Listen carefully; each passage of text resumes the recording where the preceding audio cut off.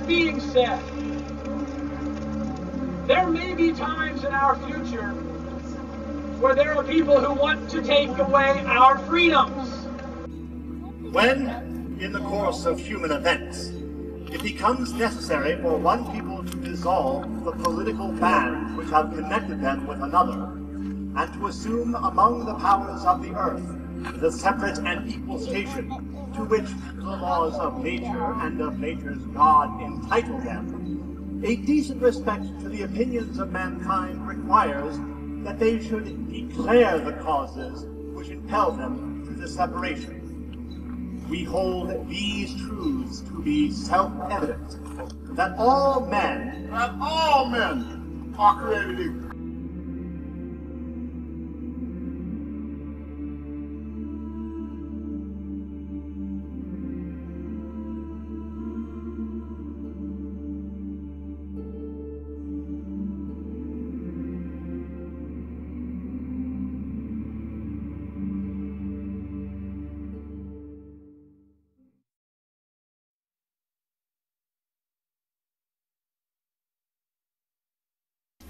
What is at stake is more than one small country. It is a big idea, a new world order, where diverse nations are drawn together in common cause to achieve the universal aspirations of mankind: peace and security, freedom, and the rule of law. Out of these troubled times, our fifth objective, a new world order, can emerge. Now we can see a new world coming into view. A world in which there is the very real prospect of a new world order.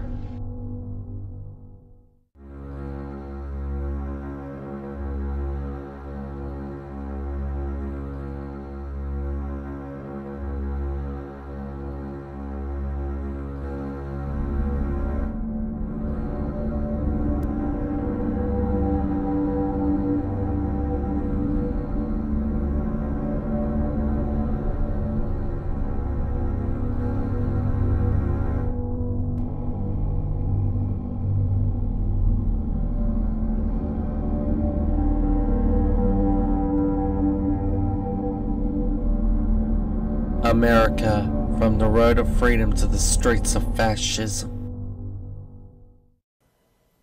Decades into the future, the world is dominated by a fascist world regime. Countries are yesterday's news. People are living under a constant dictatorship. Security cameras watch their every move to prevent them from wandering into areas not authorized by the elite in power. There is no such thing as competition, family, or even freedom. Children are slaves while their grandparents are killed. No activity will ever be private, due to special supercomputing systems that will monitor every action of humanity. The beginning of 1984, the never-ending dark humanity lays in the future. Confined into highly compact prison-like cities. Liberty and even free thinking would be a thing of the past, like in the movie Equilibrium, where people take drugs suppressing their desires and emotions to be non-emotional robots, aka slaves.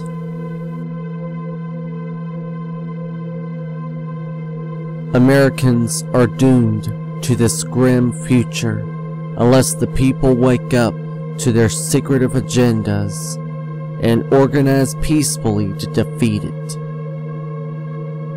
The elite want a worldwide control grid, which is the very reason they keep finding excuses to pass more laws, further restricting the people's rights.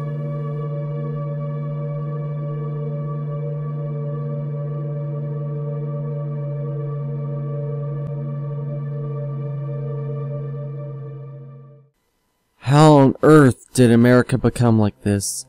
We need to investigate how it all began, what led to the rise of tyranny, the fascist police state that is overtaking America and the rest of the world with it.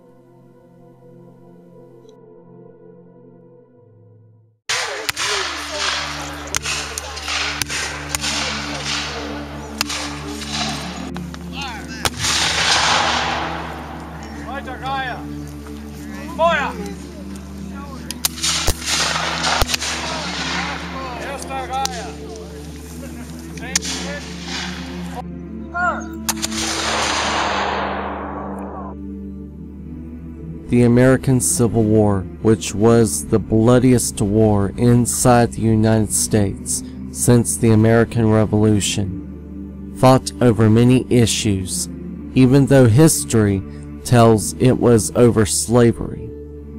It was also over states' rights, abolitionism, and secession from the Union as well. States are just as capable of abolishing slavery as the federal government, so why not just let the states have their rights and no federal interference to avoid the Civil War entirely?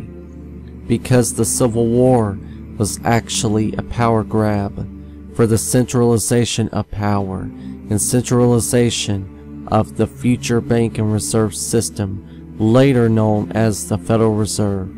The Rothschilds were also involved in the Civil War as the financiers. I care not what puppet is placed upon the throne of England to rule the empire on which the sun never sets. The man who controls the British money supply controls the British Empire, and I control the British money supply. Nathan Rothschild. Some people have accused me in recent years of becoming a Federalist. Let me set the record straight. I never have been a Federalist, and I never will become a Federalist. I am all about states' rights. Thank you. It has indeed been a trying hour for the Republic. But I see in the near future a crisis approaching that unnerves me and causes me to tremble for the safety of my country. As a result of war, corporations have been enthroned, and an air of corruption in high places will follow. And the money power of the country will endeavor to prolong its reign by working upon the prejudice of the people until all the wealth is aggregated in a few hands and the Republic is destroyed. Abraham Lincoln. Abraham Lincoln was against the plot of the Rothschild and banking elites to use the Civil War to further achieve their objectives. He went on the record speaking out against them, then created the greenbacks currency, which was an alternative currency not printed under a private institution. After he defied the elite power and money masters, he was brutally assassinated while at Ford's Theater by John Wilkes Booth, while there were public witnesses. Herbert Walker Bush cannot contain his glee on how they are asserting that they are going to have their new world order, and that they will have it. When we are successful, and we will be, we have a real chance at this new world order, an order in which a credible United Nations can use its peacekeeping role to fulfill the promise and vision of the UN's founders. Woodrow Wilson signed the Federal Reserve Act into law in 1913. He then admitted before he died that he had been deceived by a private group of international bankers. Right after the Federal Reserve System had been enacted, they now had the power to inflate and deflate the currency. The problem is, the Federal Reserve can never be held accountable to the people because they are a private organization masquerading as a federal agency. Criminals in the Federal Reserve and your private board of governors, you are on notice. You and the Trilateral Commission, the Council on Foreign Relations, the Bilderberg Group, and all of your allied crime organizations, the mafia bosses of the New World Order are on notice. We declare war on your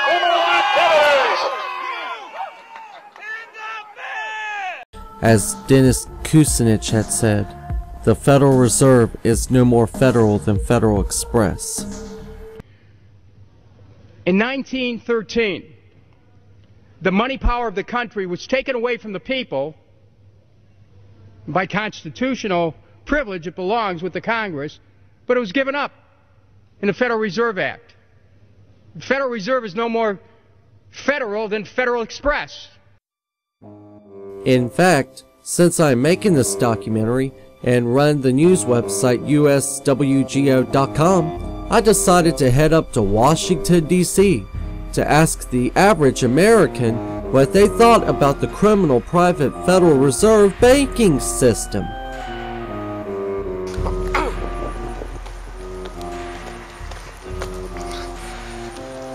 Hey, what do you think about the Federal Reserve being no better than Federal Express? They're not a federal agency, a private bank. Did you know Abraham Lincoln tried to start the greenbacks currency? No, I didn't know. Yeah, he did a greenbacks currency because he didn't want private banks to print the currency like the Federal Reserve. Did you know the Federal Reserve is a private bank? No, I didn't. I'm from the UK, so no, I didn't. Oh, okay. Thank you. Yeah, thank you. What did you think about the fact that the Federal Reserve is not a real federal agency? They're no more federal than Federal Express. I don't want to talk camera. Thanks. What did you think about the Federal Reserve over there? Actually, we didn't go to the Federal Reserve yet, but yeah, did you know that Dennis Kucinich said that it's no more federal than Federal Express? it's starting to seem like that, isn't it? Mm-hmm. What's your opinion on the Federal Reserve? Who are you? I'm a part of USWGO Alternative News. I'm doing a documentary about America from the road to freedom to the streets of fascism. As far as the Federal Reserve is concerned, I think they probably are doing as much as they can. I think it would probably help more if we, as citizens of this country, open up our pocketbook, spent a little money, and I think that would promote the economy. Wait a minute! Did he just say that the Federal Reserve is doing all they can to help the economy, even though they are a private institution? How can people put in more money to help the economy when the dollar is so inflated to a point where prices have to skyrocket? Americans are definitely buying into the illusion by the establishment. Even the Federal Reserve admits that there is no gold backing the dollar. But I do have one question. During the crisis or any time that you're aware of, has the Federal Reserve or Treasury participated in any gold swaps arrangements? We don't, the Federal Reserve does not own any gold at all. We have not owned gold since 1934. So we have not engaged in any gold swaps. But it appears on your balance sheet that you hold gold. What appears on our balance sheet is gold certificates. When we turned before 1934, the Federal Reserve did own gold. We turned that over by law to the Treasury and received in return for that gold certificate. If the Treasury entered into, because under the Exchange Stabilization Fund, I would assume they probably have the legal authority to do it. They wouldn't be able to do it then because you have the securities for essentially all the gold? No, we have no interest in the gold that is owned by the Treasury.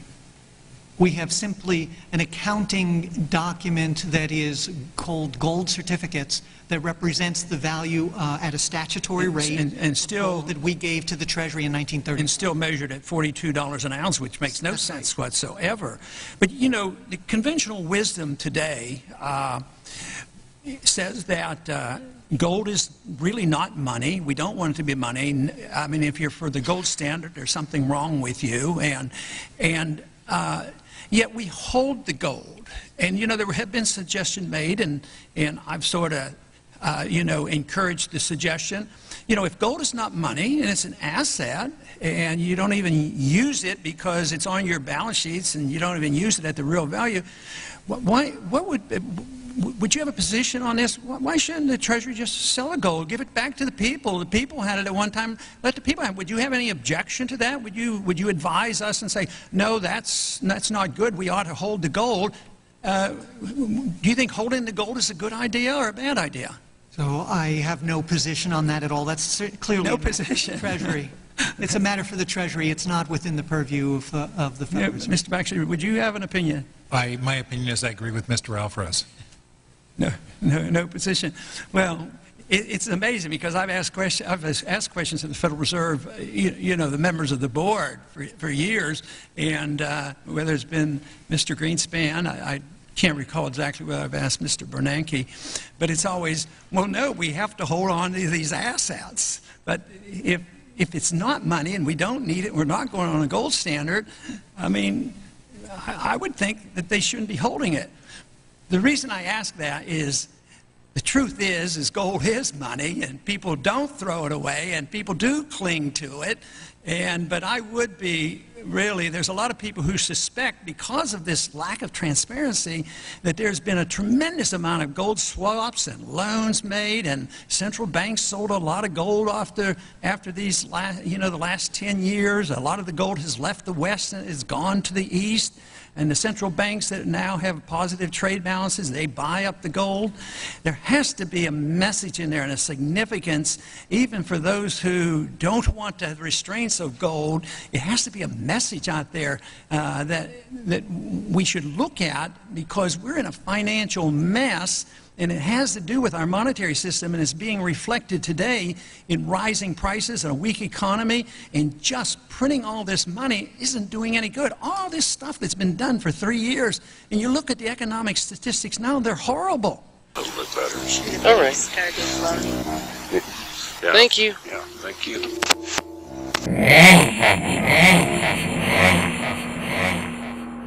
The Federal Reserve is actually the first form of fascism that's hitting the United States and its government. In fact, a man interviewed by Alex Jones on Endgame tells what fascism is.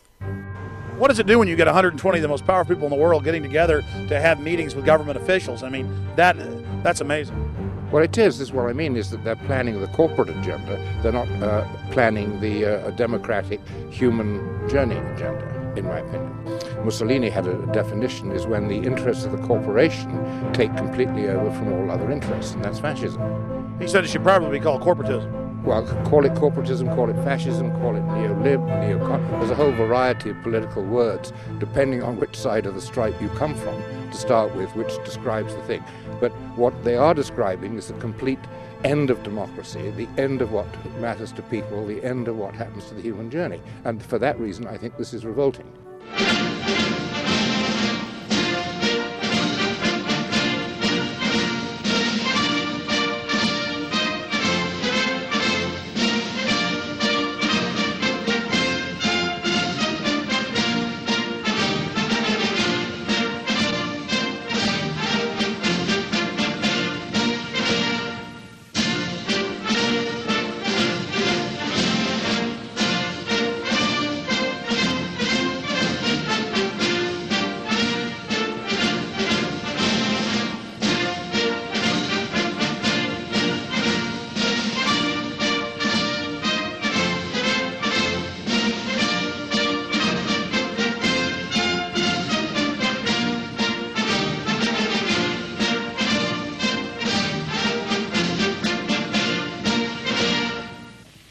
Franklin Delano Roosevelt, do solemnly swear that you will faithfully execute the office of President of the United States and will, to the best of your ability, preserve, protect, and defend the Constitution of the United States. So help you God. I, Franklin Delano Roosevelt, do solemnly swear that I will faithfully execute the office of President of the United States and will, to the best of my ability, preserve, protect, and defend the Constitution of the United States. So help me God.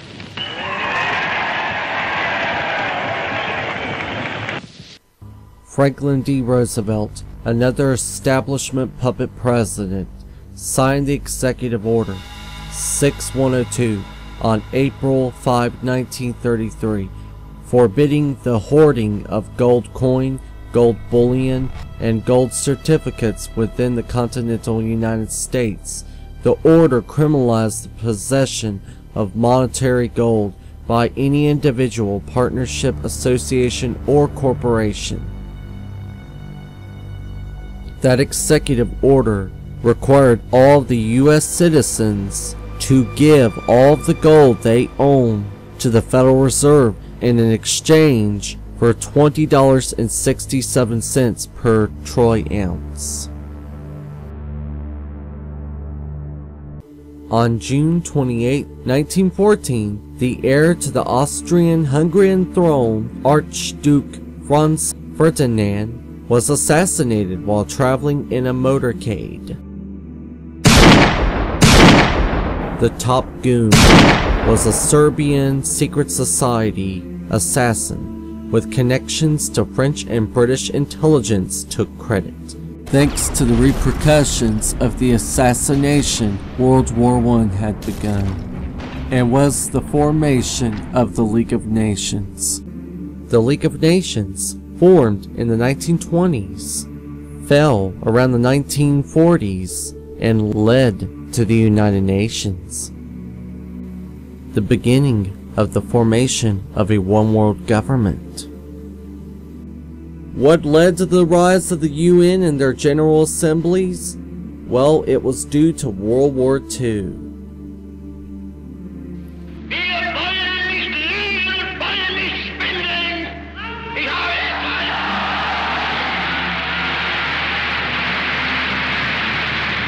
Ich habe deshalb es abgelehnt, jemals vor dieses Volk hinzutreten und billige Versprechungen anzugeben. In uns selbst allein liegt die Zukunft des deutschen Volkes. Wenn wir selbst dieses deutsche Volk emporführen durch eigene Arbeit, durch eigenen Fleiß, eigene Entschlossenheit, eigenen Trotz, eigene Beharrlichkeit, dann werden wir wieder emporsteigen, genau wie die Väter einst auch Deutschland nicht geschenkt erhielten, sondern selbst nicht schaffen mussten.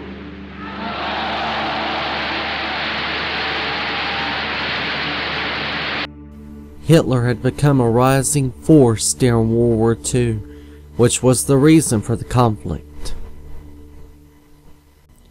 But what led to Adolf Hitler becoming as powerful as he did in Nazi Germany? It was due to economic problems in Germany. In the 19 and 20s, inflation was a major problem in Germany, or Deutschland, because at the conference at Versailles, reparations of a very large amount had been demanded of the Germans after they were defeated in World War I. And unfortunately, they had very little money and very little ways of getting it. So that inflation came about. They were printing money for which they had no basis whatsoever. There was no gold or silver behind it to back it up. So whenever they ran into difficulty, they just printed more money. And of course, that leads to mass inflation. A couple of the banknotes that I have here, or three of them actually, one is for only 20 marks, another one for 1,000 marks, and then one for 100,000 marks. Inflation became so bad in Germany that a single postage stamp was 1 billion marks. And the postage stamps themselves were no longer being printed. What they were doing was just stamping a new amount on the old printed stamps. And that's what led to Adolf Hitler gaining control. In 1933, he was elected. He did not become a dictator by accident or by taking over power or by coup d'etat or any of that sort of thing. He was actually elected by the Germans, and he became chancellor, and then he became president, and then he became commander-in-chief. And that was what brought about World War II. they needed territory to expand in order to recover from the inflation. One of the stories they told about the banknotes, was that a man had started down the street with a wheelbarrow load of marks to buy a loaf of bread. He stopped and went in to see a friend, left his wheelbarrow in the street, and when he came back out, the money had been dumped into the street and they had stolen his wheelbarrow because the money was worth less than nothing. People were using it to paper the walls to keep out the wind. And that's, in very brief words, the story of inflation in Germany and what brought on Nazi Germany. Prescott Bush, a Wall Street executive and grandfather of George W. Bush, has financial ties with the rise of Adolf Hitler due to an investigation due to the Trading with the Enemy Act. Also, according to the History News Network, the Rockefeller Foundation helped with the founding of the Nazi eugenics program in Germany.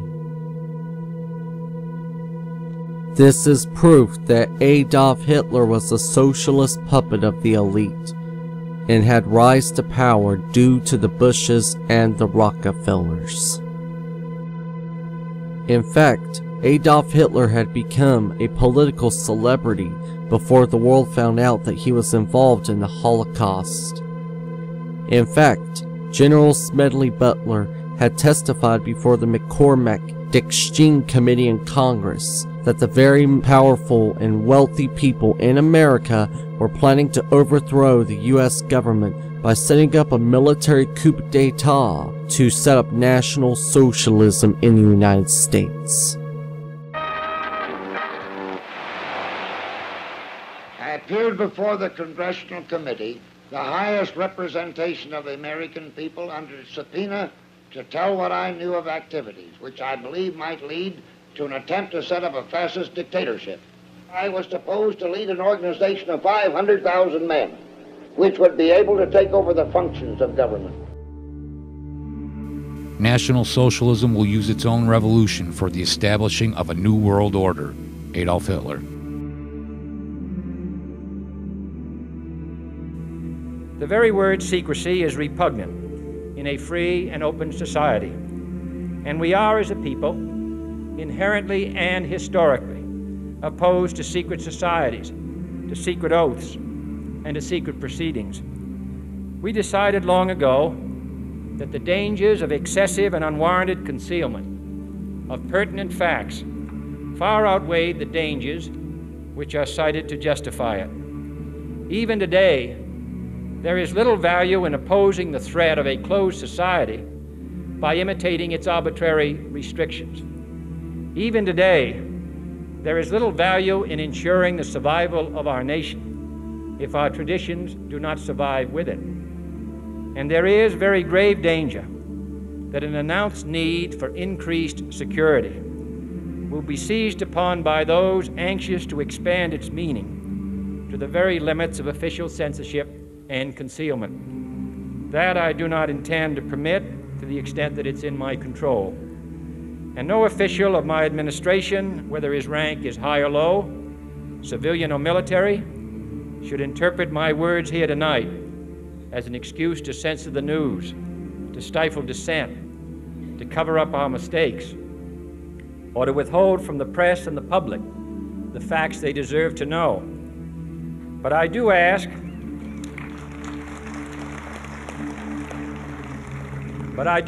every publisher, every editor, and every newsman in the nation to re-examine his own standards and to recognize the nature of our country's peril. Today, no war has been declared, and however fierce the struggle may be, it may never be declared in the traditional fashion. Our way of life is under attack. Those who make themselves our enemy are advancing around the globe. The survival of our friends is in danger, and yet no war has been declared. No borders have been crossed by marching troops. No missiles have been fired. If the press is awaiting a declaration of war, before it imposes the self-discipline of combat conditions, then I can only say that no war ever posed a greater threat to our security.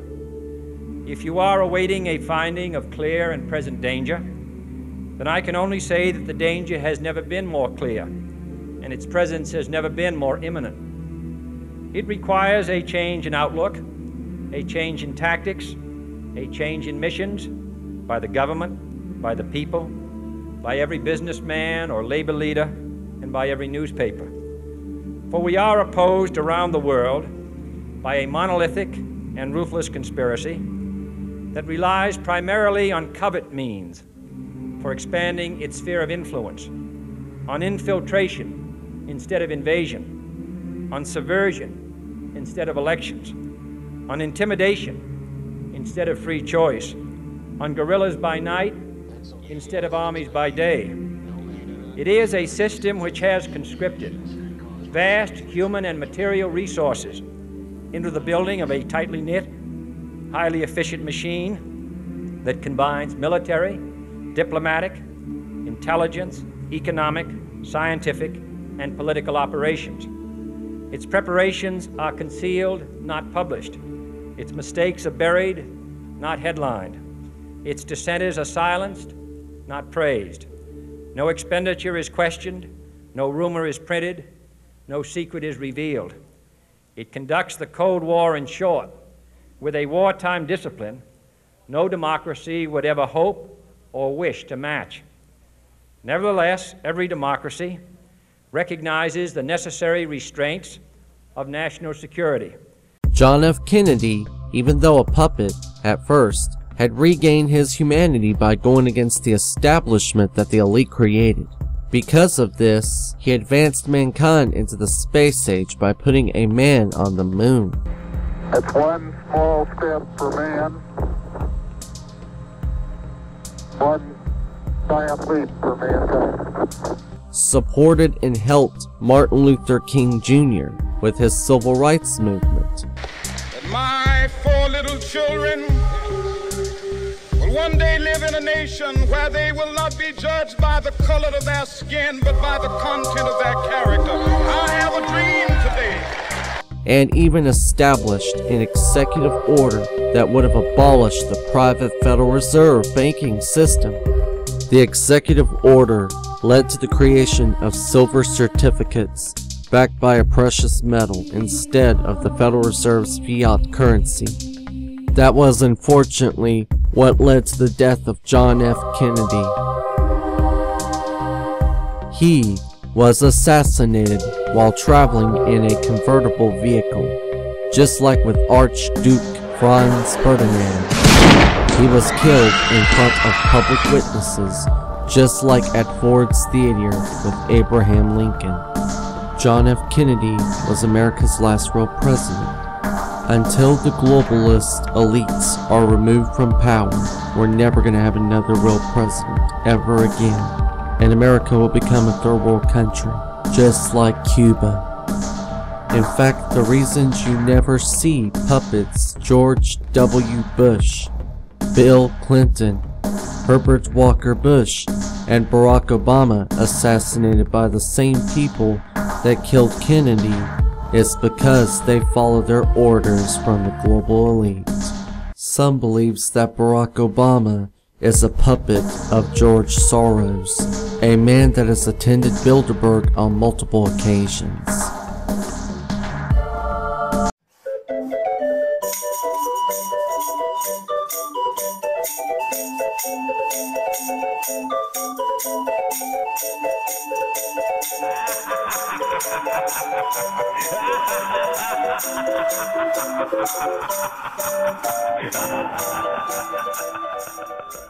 What can I say?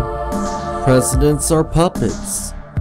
Look at FDR. He warned that presidents are selected and not elected. I am happy to join with you today in what will go down in history as the greatest demonstration for freedom in the history of our nation.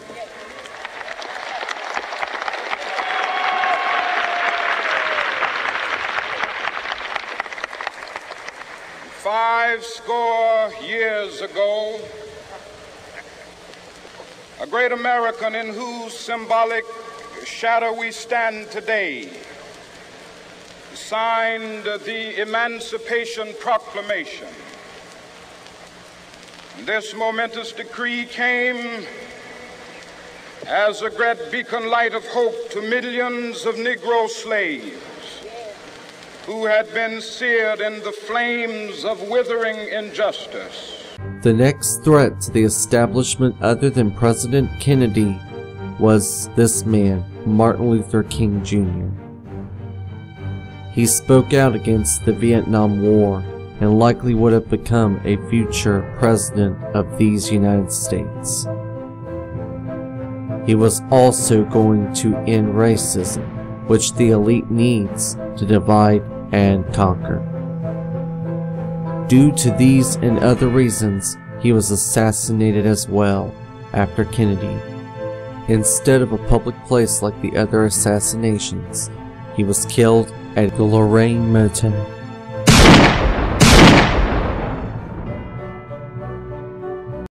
Hey, Martin Luther King Jr. was a great man, wasn't he? Yes, sir. He did a lot for the civil rights movement. Well, he did a lot for everybody, not just for civil rights movements, for a lot of black people, a lot of white people, just to make America change.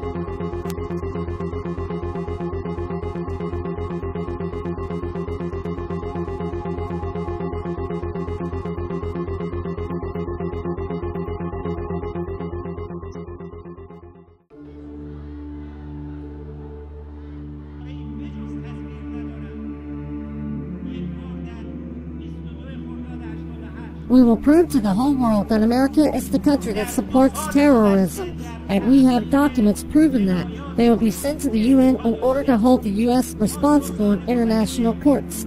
And we say to the U.S. that it has lost in the war against Iran, and that we are now in a state of Cold War that is waged against our country, and we will win here as well. It's also the military game.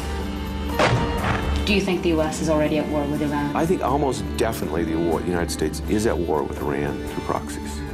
But we went to see someone who has some experience running covert operations in the Middle East. First of all, they'd have to deny they got support from the United States. But why? Because it makes them look like they're puppets of a colonial government. Robert Baer is a former CIA operative who spent nearly 2 decades in the Middle East. His memoir on the years he spent as a spy was the inspiration for the film Syriana. Baer says he believes that the U.S. has been in contact with PAJAK. The U.S. intelligence is in touch with PAJAK. It's being run out of JSOC, Joint Special Operations Command, and they're being given money to collect intelligence on Iran. Now, what these groups do with the money is something different. The problem with this is, it's a terrorist group. They're killing Iranians. While PAJAK may not technically appear on the U.S. terror list, Baer says it is essentially a clone of the PKK, which does appear on that list. The only difference is that the PKK is attacking Turkey, which is an ally of the U.S., while PAJAK is targeting Iran. Simply by being in touch with them, we are giving the Iranians the impression we support terrorism. It's an incredibly stupid policy.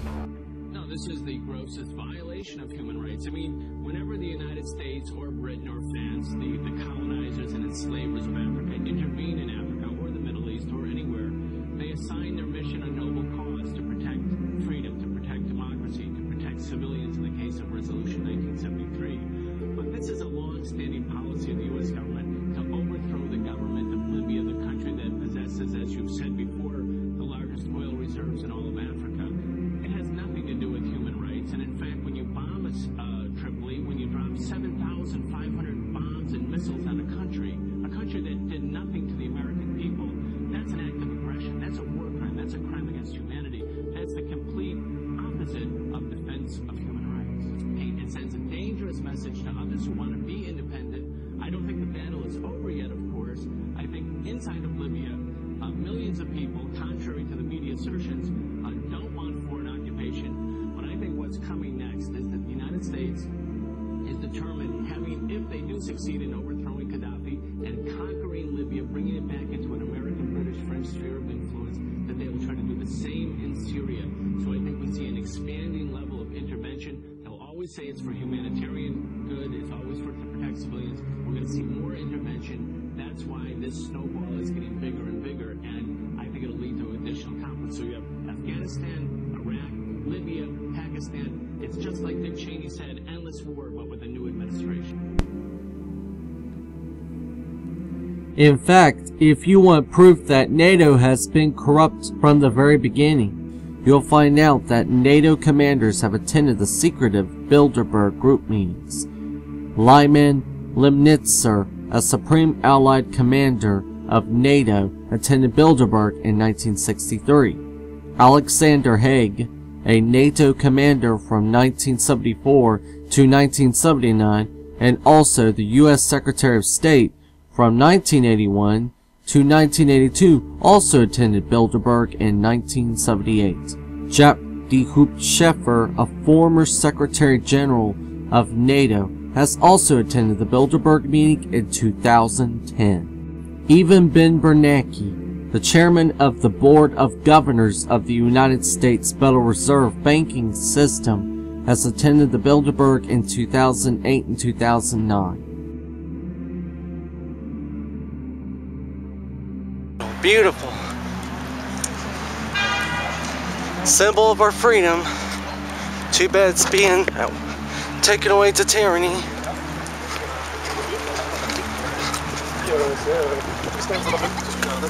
Hey, have you heard of the Bilderberg group? No. Bilderberg? It's Bilderberg. They're a group of people, businessmen, corporate businessmen like BP, some of the people of our government, they meet doors. Over in Europe, the Bilderbergers had their meeting. I don't really know much about these people. I really don't care. I know probably more about the Build-A-Bear people in the malls, and I know those people are brainwashing our kids with teddy bears. I don't know what kind of secret meetings they have to get our kids into the bear industry, but I don't like it. Yeah, Glenn Beck, make us look insane or crazy. Anyone who mentions about the New World Order conspiracy or the Bilderberg group is now going to be labeled a kook, thanks to people like you who refuse to look into the truth like real reporters should be doing.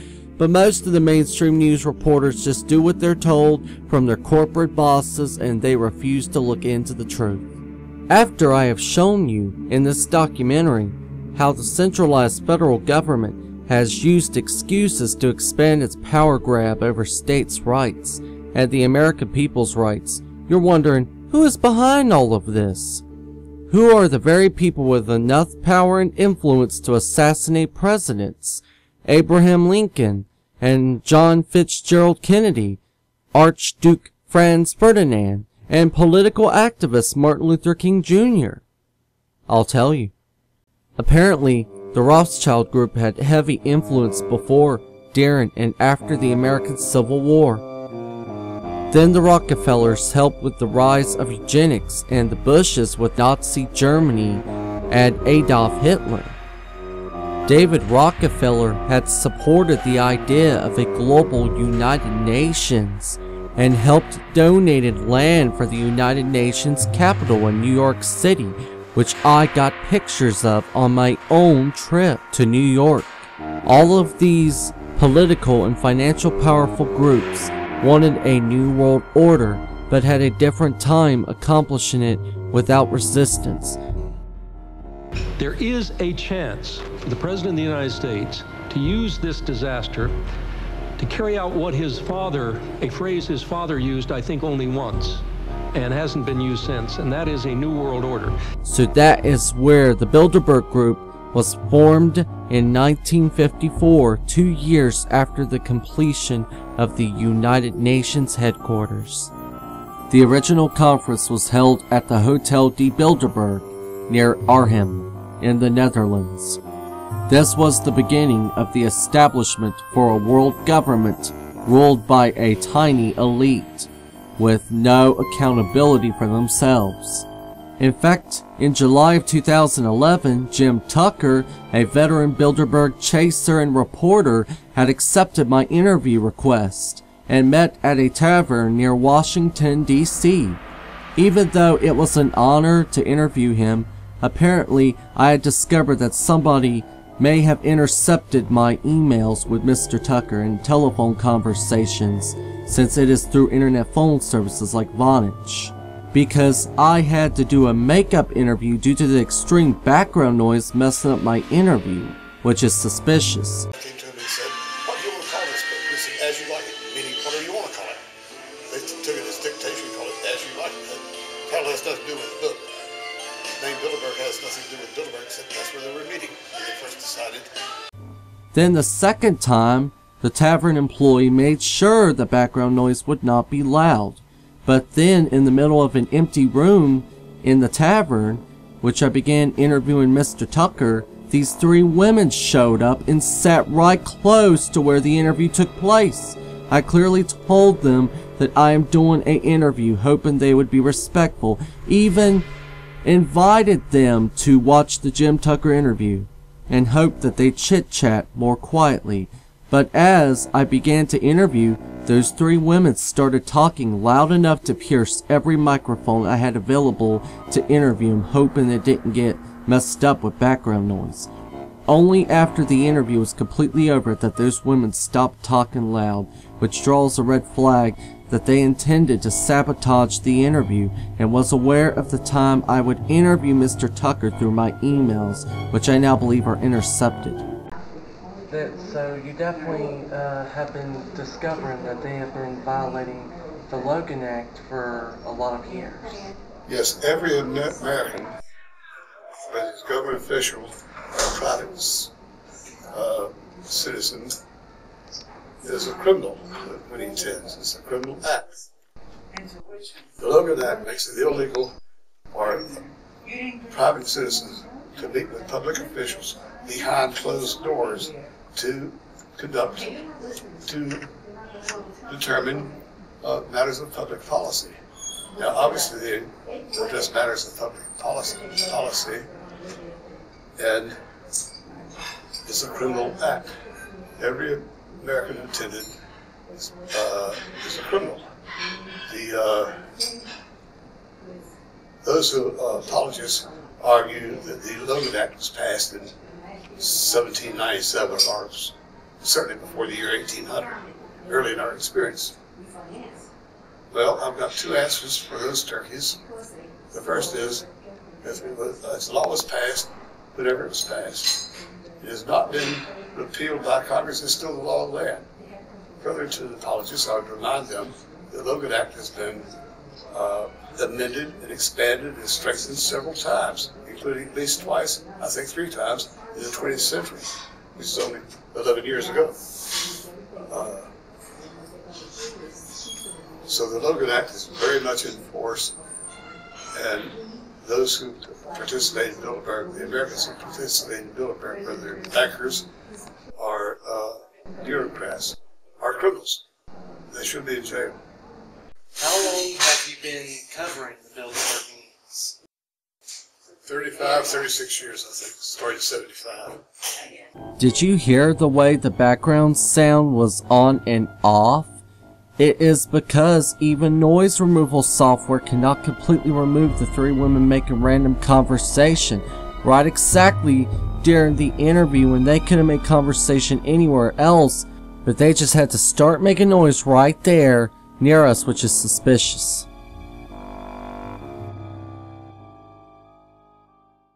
Their goals are for a one-world government, Agenda 21, depopulation of humanity to 500 million, the redistribution of most of the world's wealth into the hands of the few, to turn the entire world into a fascist tyrannical police state, to put all content on the internet under intellectual property and copyright restrictions, to censorship, and finally to lower the standards of living worldwide by crashing the economy like what happened in Nazi Germany before the rise of Jim Tucker, the world is listening.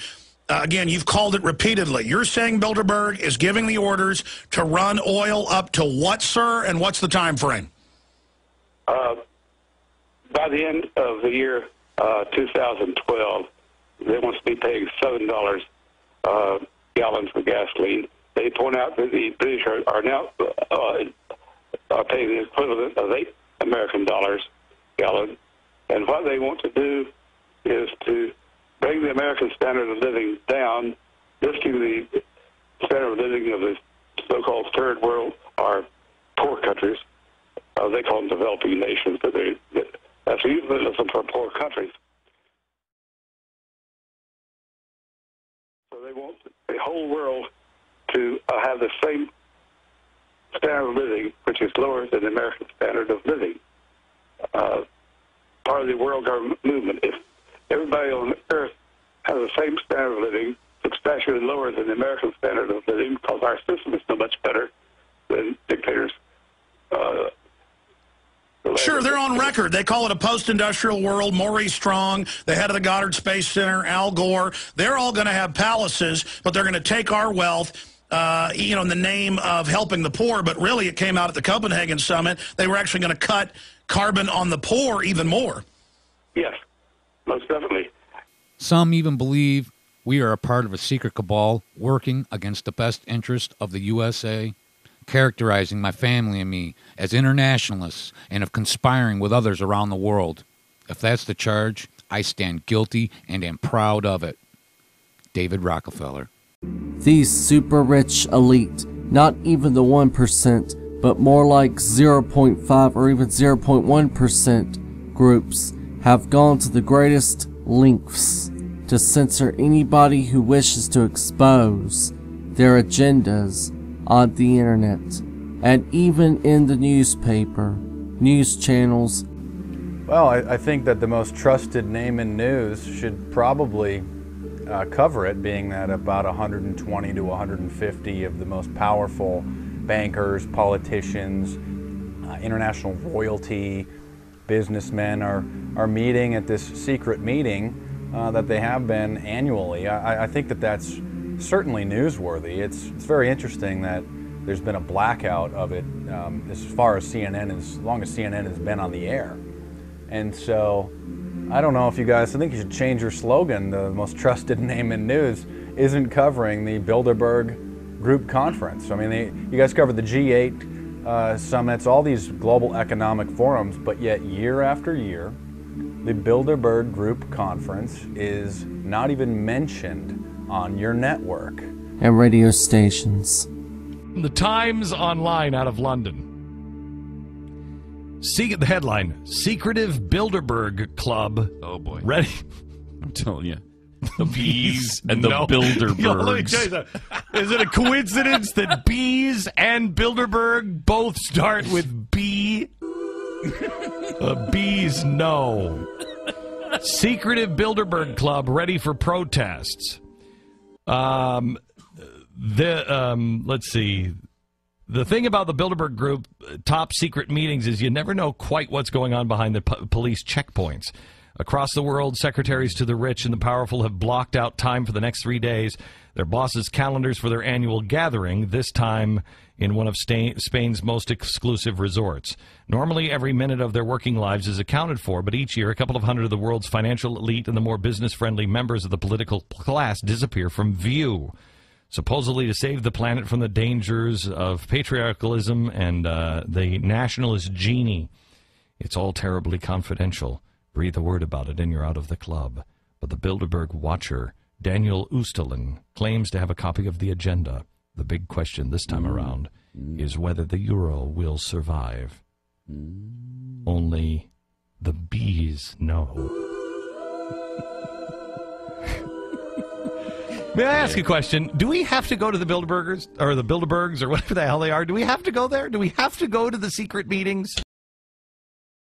One of the ways they have attacked the alternative press that didn't sign contracts with the Bilderberg Group was through aggressive copyright wars. They are waging since the formation of Kazaa, Bearshare, Grokster, eDonkey, and Napster. They incrementally were planning these copyright wars by going after file shares with copyright lawsuits and even criminal charges, because many pro-copyright law supporters would 100% agree with these guerrilla tactics. Steve Freese, freelance journalist and blogger who writes at VegasHappensHere.com. Colleen Lynn, blogger and activist. Eric Goldman, associate professor at Santa Clara University School of Law.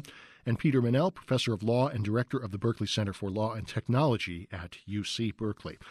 I'd like to welcome all of you to the program, and note, too, that we did invite Steve Gibson, the CEO of Right Haven, to join us today, but he had a scheduling conflict and declined. Steve Freese, let's start with you. Right Haven is now suing at least 117 different blogs and website owners. Are they accomplishing what they set out to do? Well, it depends on what you think they set out to do. If they set out to make a lot of money, maybe not, because they're not getting that much money out of each defendant. If they set out to raise awareness of the issue of people stealing. The truth of the matter is that there is a clear legal and moral difference between copyright infringement, out-and-out theft of someone's property, and fair usage of any material necessary for freedom of speech, education, and freedom of the press, which is clearly protected under the U.S. Constitution and Bill of Rights. Even if it does have a clause for copyrights under the Constitution, copyrights must not be used to infringe the freedom of the press and freedom of speech, which is essential to our democracy and republic. Stealing their content, they've certainly done some of that. If they set out to scare people away from using their content or linking to it, they've done a tremendously good job at that. So I guess let me turn the question around then and ask you, in your mind, what do you think it is that Right Haven set out to do? Well, I think that there is a serious problem. I mean, I've sided with the premise of what they've been up to, and since my last appearance on the show, my thinking has evolved not so much in as much as I still think they have a right to go ahead and go after folks who steal their content, pick it up, and use it on other places without any even trappings of fair use. I mean, most of the folks that are being sued have lifted entire articles off of the site, put it on their site. Maybe they say, hey, this is interesting. But other than that, there's no context, there's no criticism, there's no discussion. It's just, here's an article I saw and I want you to see it, and I don't want you to have to go there to get it.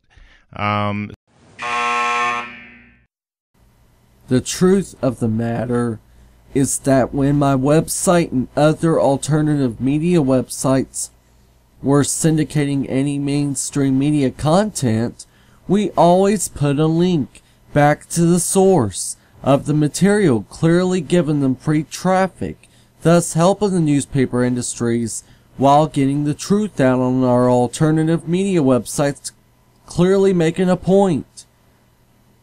We do criticize as well as educating people, which is why the material gets posted on our blogs and websites.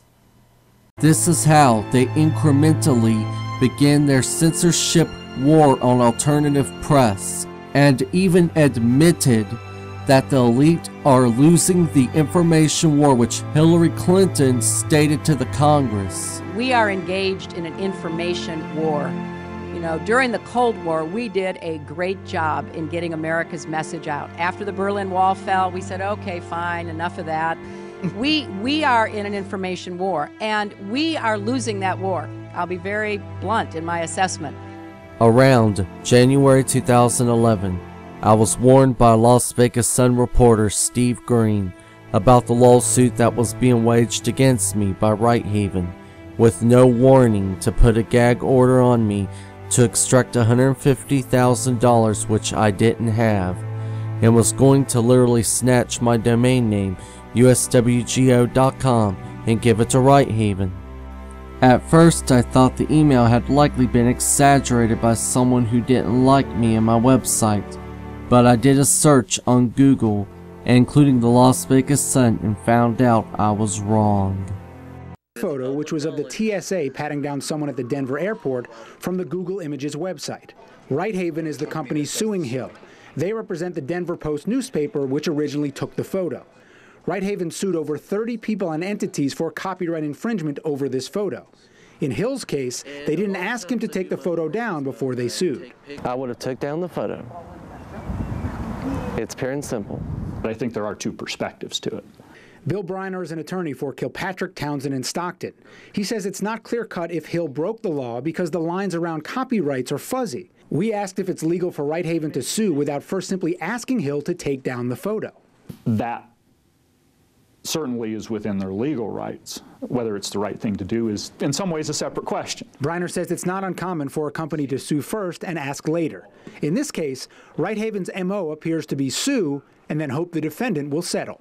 In the end, it's all about, it typically is about the money. Briner says Righthaven lost some of the copyright infringement cases that went to trial, but more often than not, they settle out of court.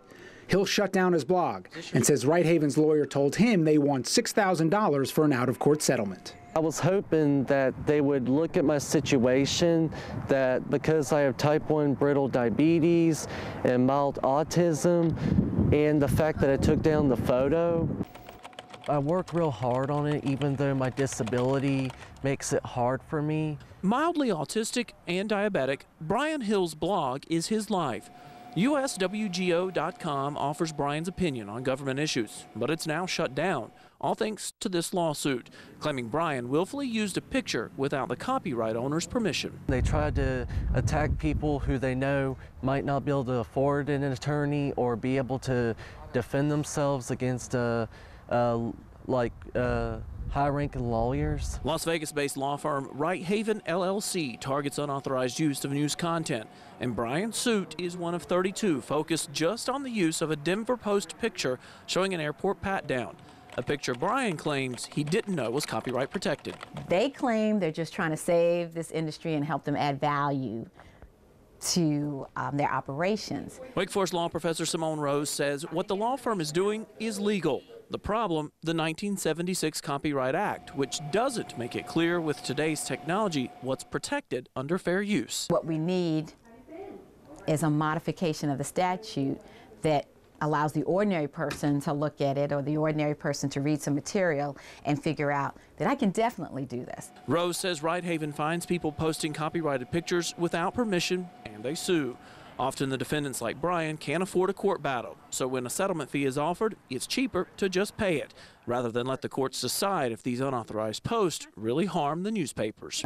Well, obviously, they were just being used, Righthaven was being used to go after bloggers and stuff like that and to shut down free speech. That's what they were doing. And if legally they could have set a precedent, then these globalist douchebags would have...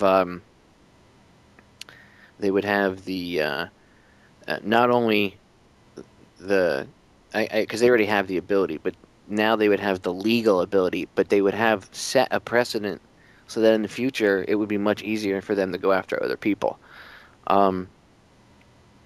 And it's nice to see Righthaven going down in a ball of flames. It's really awesome. And it's good, you know, I know you had your own personal experiences with them, so knowing how evil and, you know, how scummy they are, it's really nice to see them getting theirs, and it's nice to see a judge actually standing up for the Constitution and people's First Amendment rights. You know, it's time that somebody stood up with the people because, you know, the corporations, Righthaven's obviously, you know, people could say, well, they bought off the government. No, it's just controlled by the very same people. So that's what they do. You know, it would be too overt to have a government agency go after somebody like that. And then they can say, oh, you see, the Obama administration or the Bush administration or whatever administration it is, they could say, see, the government's going after it. So they the New World Order does things through corporations. They don't have to deal with laws. A lot of times laws don't pertain to corporations that pertain to government. And it allows corporations to get away with things. So they use corporations as a proxy. Happens all the time. CIA does it. So it wouldn't surprise me if Right Haven was even controlled by, if there was a CIA agent or whatever, somewhere, a card-carrying member, somewhere in the hierarchical structure of things. Wouldn't surprise me one bit. Yes. One thing we need to do is we need to make it clear that material that is creative in nature and that has substantial economic value, and that would include things like videos and music, is not in the same category as material which is fundamentally less creative in nature. Most news stories are not actually creative in the same sense that, say, music or video are. And more important, they do not have the economic value that music or video does. I am a little sympathetic with the entertainment industry in that they do have something which is worth quite a bit of money, and people are willing to pay a lot of money to buy CDs and MP3 downloads. Newspapers are not in the same situation, and the copyright law needs to recognize that it is not at the same level of economic value, and therefore the absurd fines that are possible under the Copyright Act simply should not apply for something like a news story. Those should be subject to a much lower level of potential penalties. So you think that people should clearly have the right to discuss the news, like for example, like wars or political issues that affect them every day? Well, absolutely, and there's no question that existing fair use doctrine is intended to take us in that direction. One of the first decisions in which fair use becomes a factor is back in the 1840s, and the reason is that the copyright and patent laws, Congress was given authority under the Constitution to create such temporary monopolies, as they're referred to, for the benefit of the society as a whole. In 1909, when Congress was revising the copyright law, that was again one of the points that was made, and it has been echoed by numerous decisions of the federal courts. The primary beneficiary of copyright law is the society as a whole. The benefit that the copyright holder receives from copyright is always secondary to the interests of the society. To the extent that serious political and cultural discussion is impaired by too zealous of a form of copyright law, that is contrary to the intention of the framers in the drafting of the copyright and patents provisions of the Constitution. This is how Right Haven LLC works. LLC stands for Limited Liability Company, which is what Right Haven is registered as.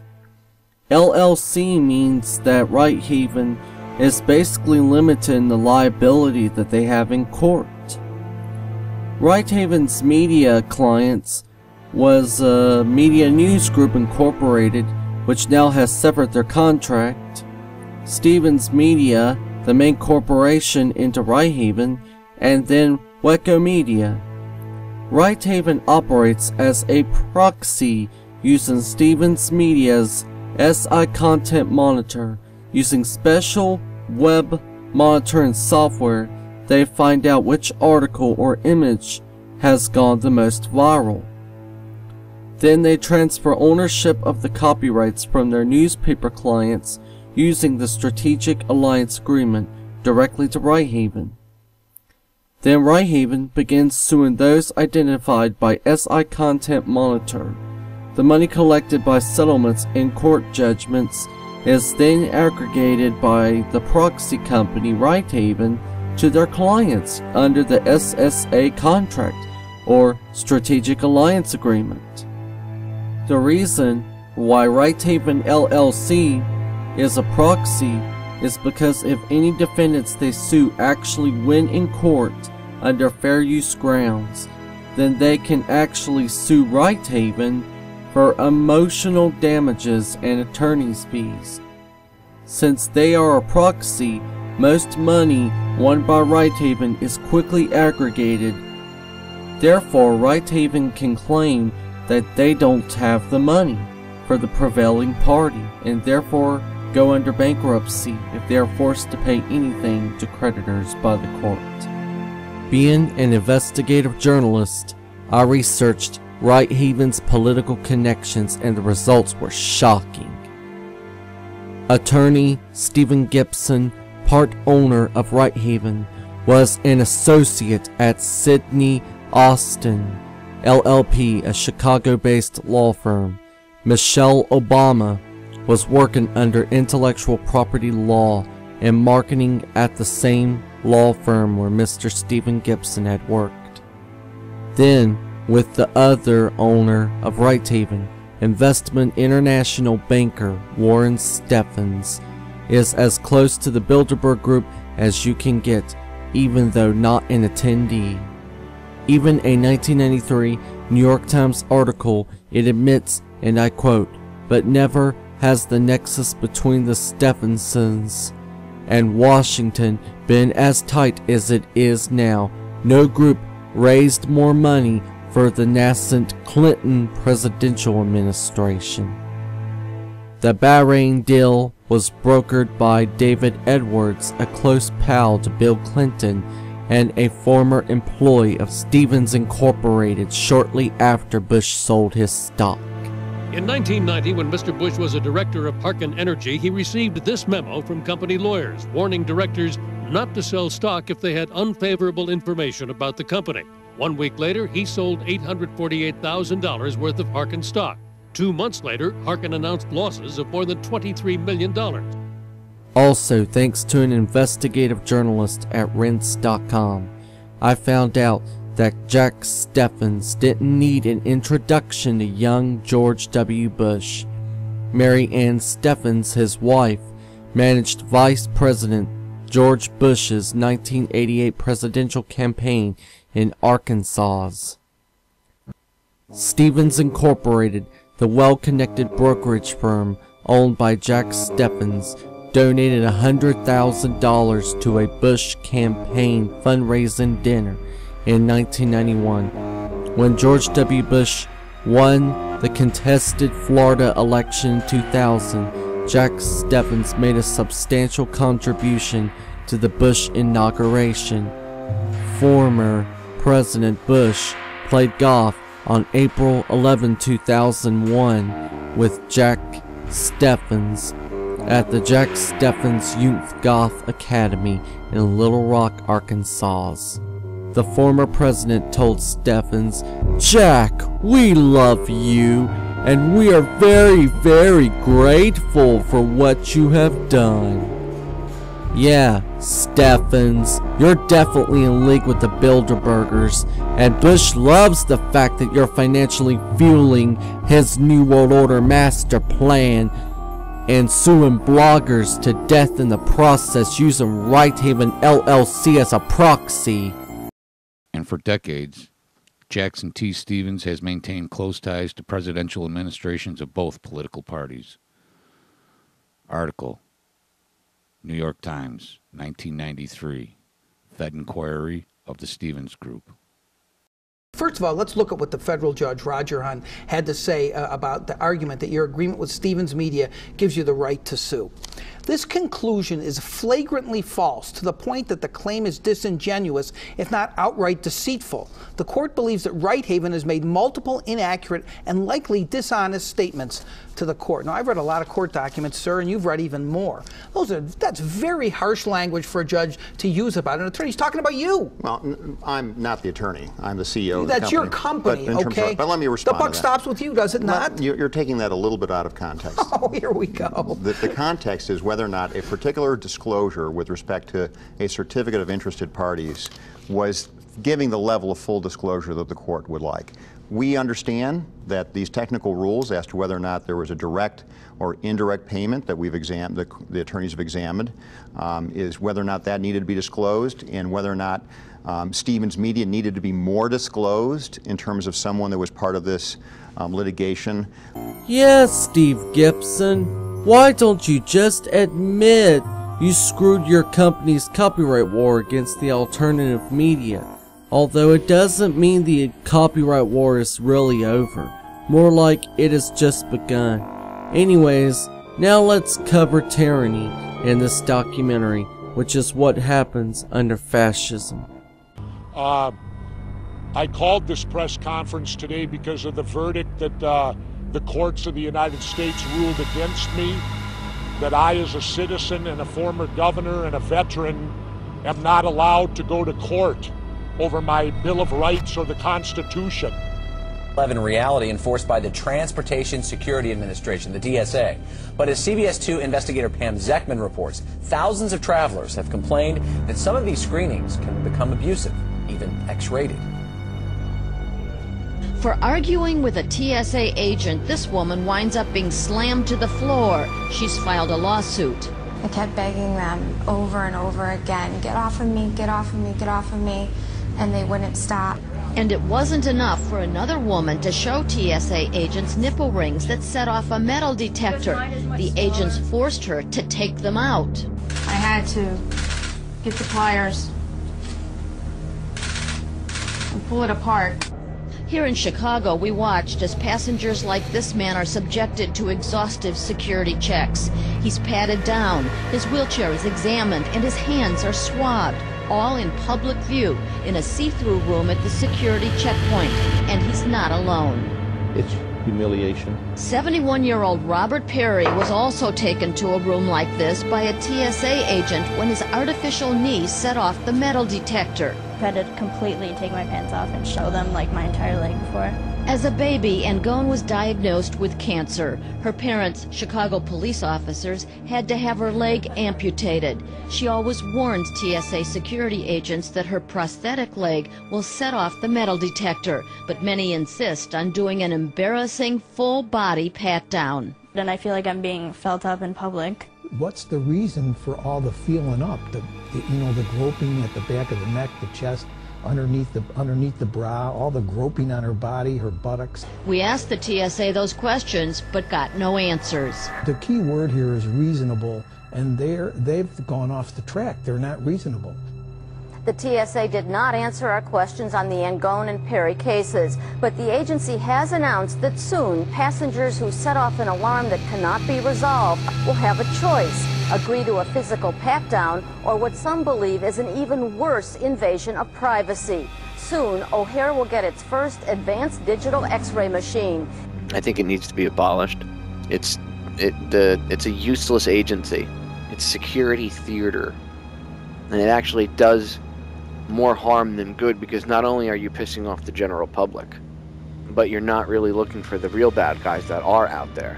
Get the fuck away from me. You need to stop filming. You leave me alone. Stop. Get your hands off of me. Get your hands off of me. Stop filming.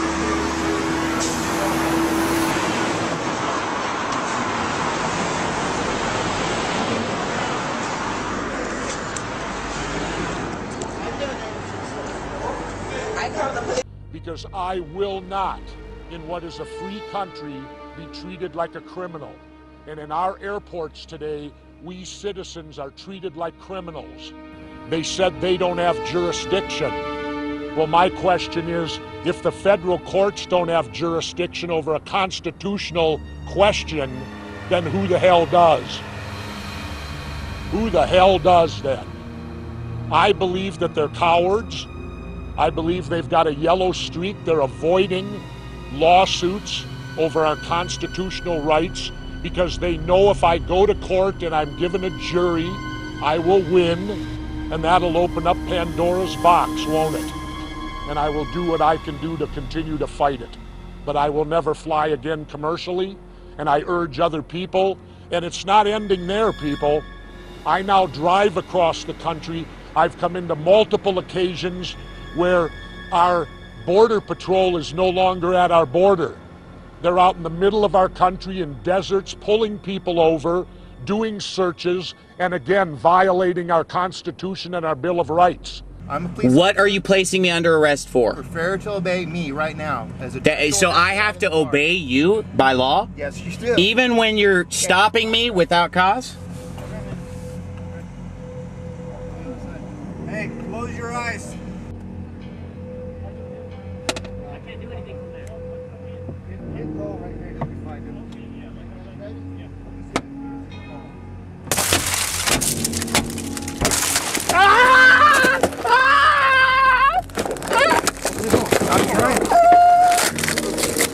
You mind shutting the camera, please? Why is that?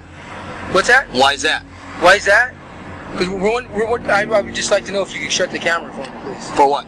So that you're just not filming me. That's all why I'm talking. It's my right to, sir. It's okay. You can do whatever you want. I was just asking if you could do that. Do you mind rolling down the window, please? If we want to run the checkpoint, sir, listen. You can't open my door, sir. I just did, okay? Now, one of two things. You can't open my door, sir. Please step out of the ride, okay? Allow us to run the checks, okay? No big deal, because there's nothing that tells me right now that you're not a criminal, sir. What is your name, sir? My name? I'll give you my name on paper. Don't worry about it. I'll write it down, sir. I'll write it down for you. I'll write it down for you. Now, please step out. Can I get that right now, sir? I'll give it to you as soon as we're done. My name's right here on the tag, sir. Well, I need it all on information. Don't worry about it. I'll give it to you. I'll even give you my station phone number. Is it? Okay? Do I have to get out of the car? Can you answer me that Please question? step out of the car. Answer my question. Please step out of the car, sir. Please. Can you answer it? Just step out of the car. Okay, thank you very much. If you don't mind, just stand right here. I got it. Okay, do you have ID on you? Yes, I do. Okay, would you mind pulling it out for me? Okay, let me see it. Okay. I can show you my wallet myself. Let me see this real quick. Hey, hold on. Let go of my camera, I'm sir. going to give the camera back to you. Private property, sir. You're impeding me from doing my job. This is scary, naked, blazing tyranny right here. If I had to show you every video of Customs and Border Protection agents' abuse, this documentary would be over 5 hours long. But the only problem with these Border Patrol checkpoints is that it is not even at the border. It is a fact that our federal government encouraged illegal immigration by providing free government welfare and even free health care benefits to illegal immigrant families. You're doing it wrong! Hey, no! You're doing it wrong! Hey, you what's up?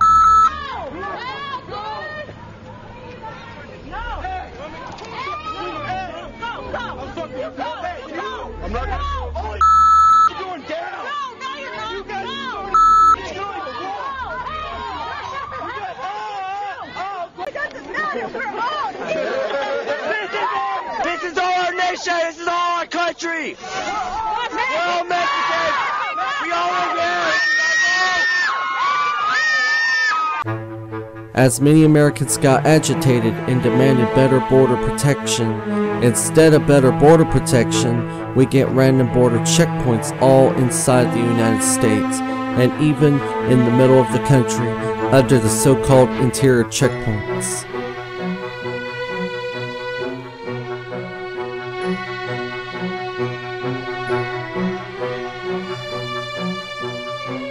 Rights.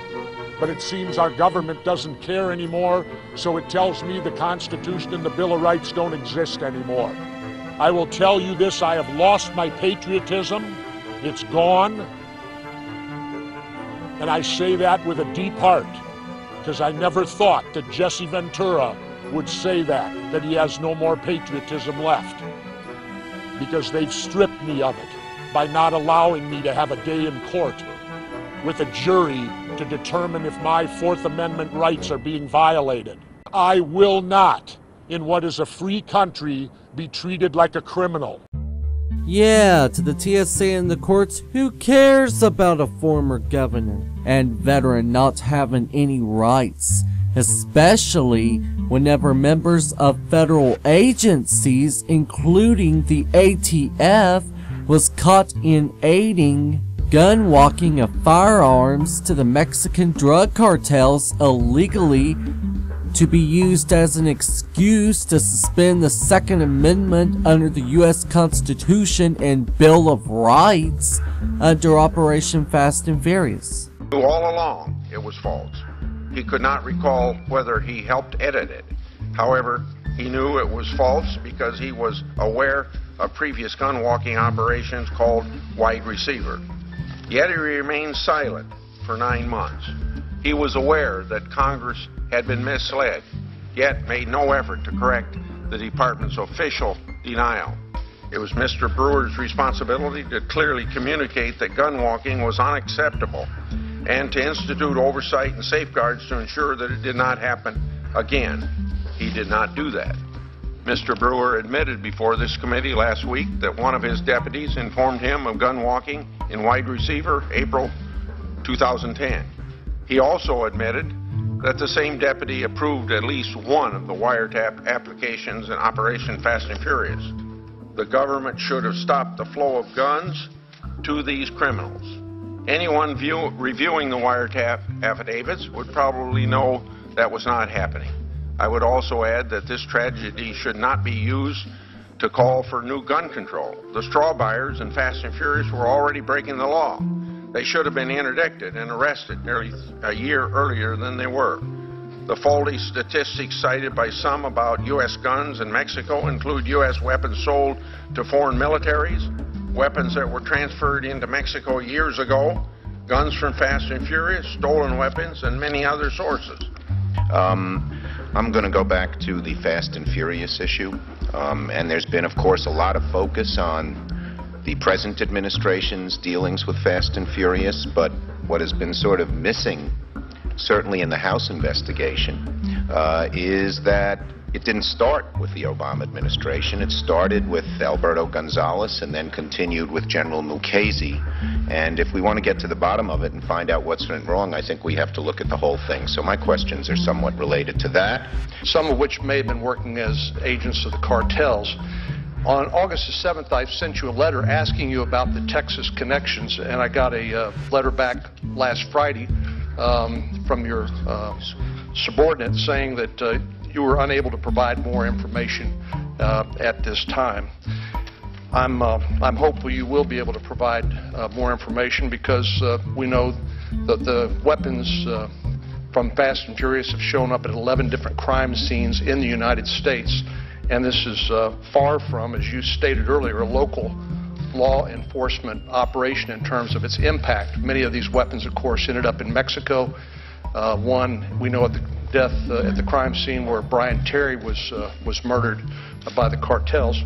Yeah, that was I hope my testimony was clear. I just don't know. And it has been. Thank you. And also that there is an ongoing investigation which eventually will disclose whether or not and who knew about what was going on. In fact, Operation Fast and Furious isn't the only crisis creator, but also the Oklahoma City bombing and the 9/11 terrorist attack being used to slice away civil liberties and human rights for a big brother fascist military police state. Here, I'm at the 9/11, September 11th memorial around the area that goes to the Statue of Liberty. There is a lot of evidence regarding that, a lot of questions about the 9/11 Commission's cover-up of the September 11th terrorist attacks. One of them is the fact that an insurance policy got taken out protecting them from plane damage. Another thing that's questionable is the fact that thermite was found and certain kinds of chemicals or stuff that would allow the buildings to fall more easily and quickly. The third thing is the fact that water was shut off, not allowing the fires to go out. The fourth thing is the fact that there was a demolition truck close to the buildings around the time. So there are a lot of different questions, which is why there is 9/11 Truth, the 9/11 Truth movement. Hey, I work with USWGO Alternative News. I have a few questions. Sure. All right. How do you feel about the Constitution? I think the Constitution was a great document that stands for our country. How do you feel about the Statue of Liberty? I think it's beautiful, and I think the French did a fabulous job. All right, thank you. In fact, over approximately 30 minutes after the interview with this woman, I saw a woman similar to her description with a group of people mourning at the 9/11 memorial. That means that it is highly likely she was one of the emotionally affected victims of 9/11 terrorist attack. Proof that even 9/11 victims do not want a fascist police state triumphing over the Constitution.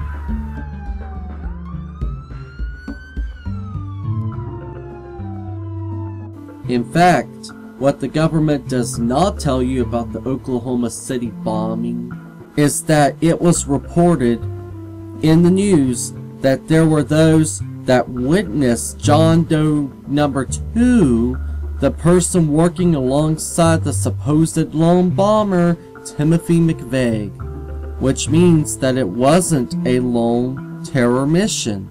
I seen McVeigh was with another person. Do you have any doubt in your mind that there was a passenger in the Ryder truck? That's even more. I have no doubt there was definitely a second person, no matter what. There was 2 people in this vehicle. The John Doe number 2, and there was a $2 million price put on his head, and now they're saying there's no John Doe number 2. And our witnesses picked out of photo lineups. The news channel shared the information and surveillance tapes of this man with the FBI. They've had some of that material long before our reports went on the air. In the building,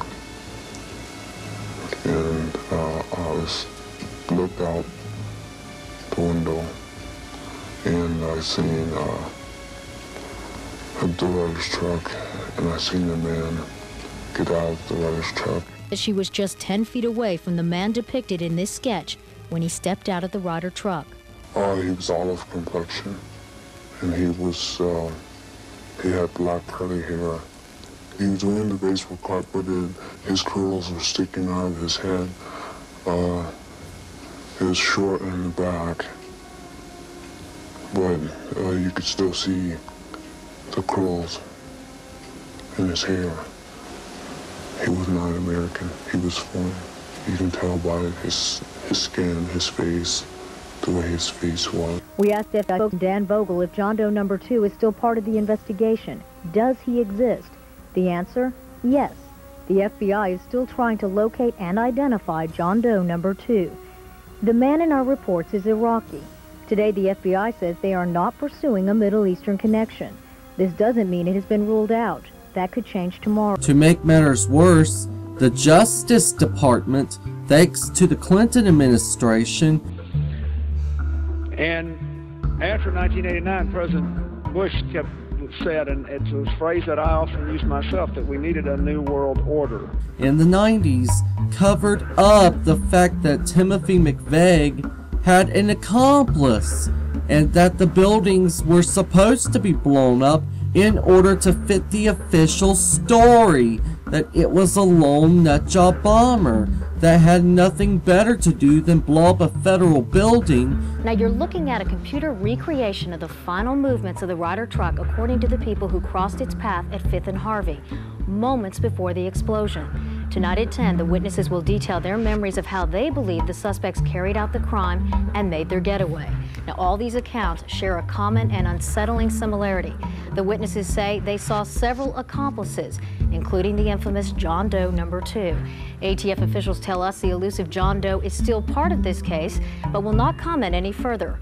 However, they did tell us that there's a lot about this case we don't know yet, information you can't find in the indictments against Timothy McVeigh, Terry Nichols, and Michael Fortier. It was just hours after the bombing when the news channel first told you about the possibility that surveillance cameras may have captured the explosion and the killers on tape. Our sources and sources for the LA Times describe what's actually on those tapes. The information shows some huge surprises, the biggest, that it may have been John Doe number 2, not Timothy McVeigh, who detonated the bomb. Brad Edwards has the latest on the investigation in this exclusive News Channel report. Our new information comes directly from a source that has seen parts of those surveillance tapes. It also comes from reports now in the Los Angeles Times. But perhaps the biggest surprise is contained in the news channel's own information.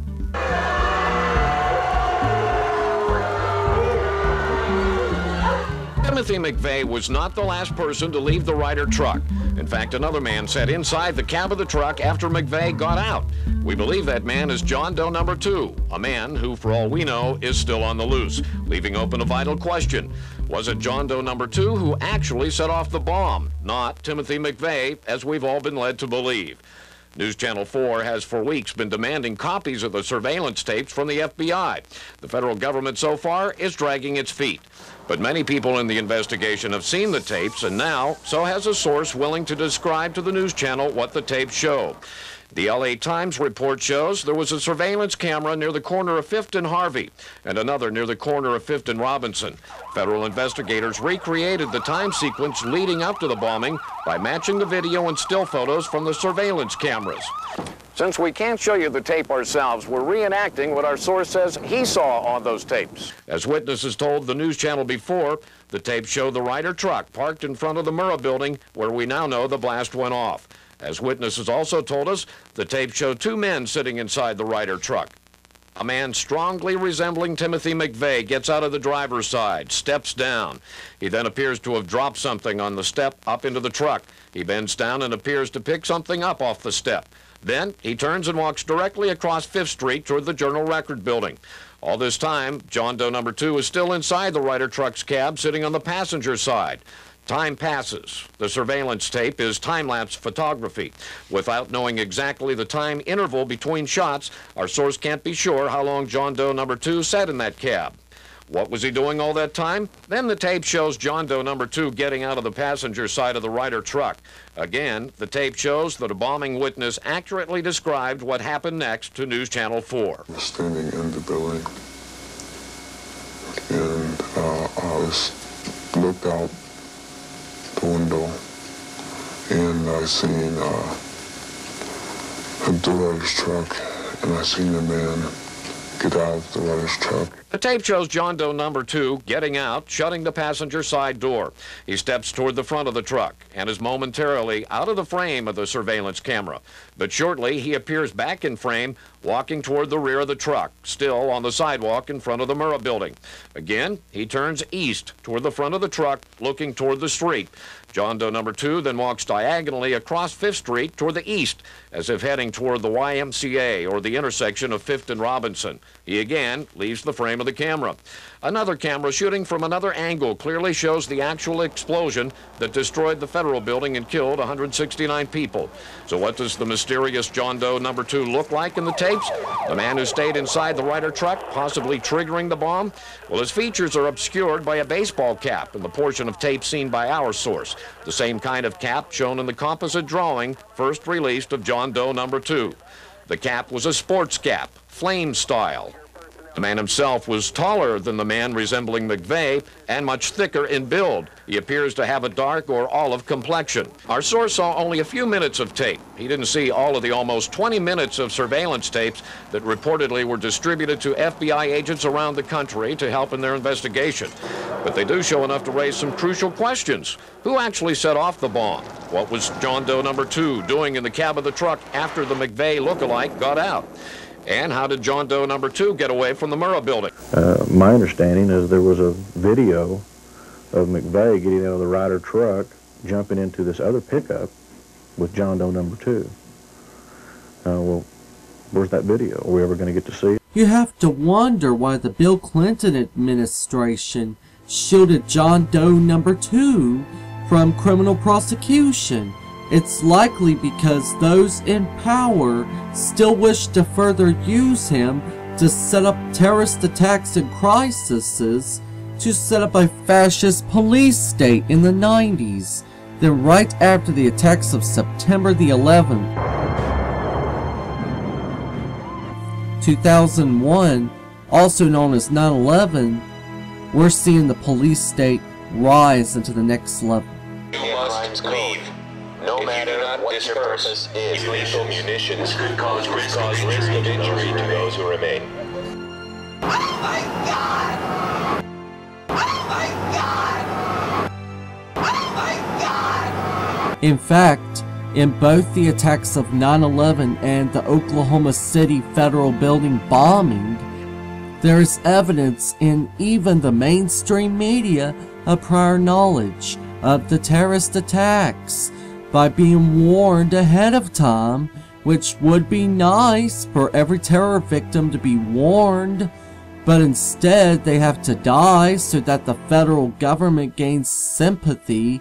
Behind them is a cult of evil, which seeks to harm the innocent and thrives on human suffering. Theirs is the worst kind of cruelty. The cruelty that is fed, not weakened, by tears. Theirs is the worst kind of violence. Pure malice while daring to claim the authority of God. We cannot fully understand the designs and power of evil. It is enough to know that evil, like goodness, exists.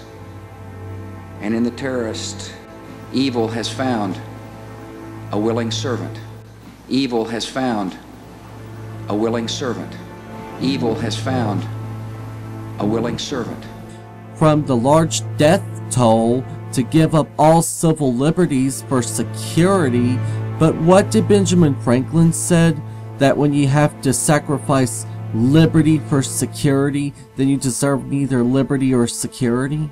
The USA Patriot Act, adopted by Congress and signed by Bush 6 weeks after the attacks, has changed the way the government does business. The USA Patriot Act allows for searches of medical and financial records, computer and telephone conversations, and even for the books you take out of the library. But most of the people we spoke to say they're willing to give up some liberties to fight terrorism. Maybe that's a good thing. It's definitely sad, but it has to be done. Yeah, maybe it has to be done. To torture and rape suspected terrorists, to lock them up and detain them without even a court trial, to give retroactive immunity to all federal agencies so that they cannot be held accountable, and to practically make the government above the law, like in Nazi Germany or in Rome. See how when the fascist regime starts to become powerful in the way they brainwash people?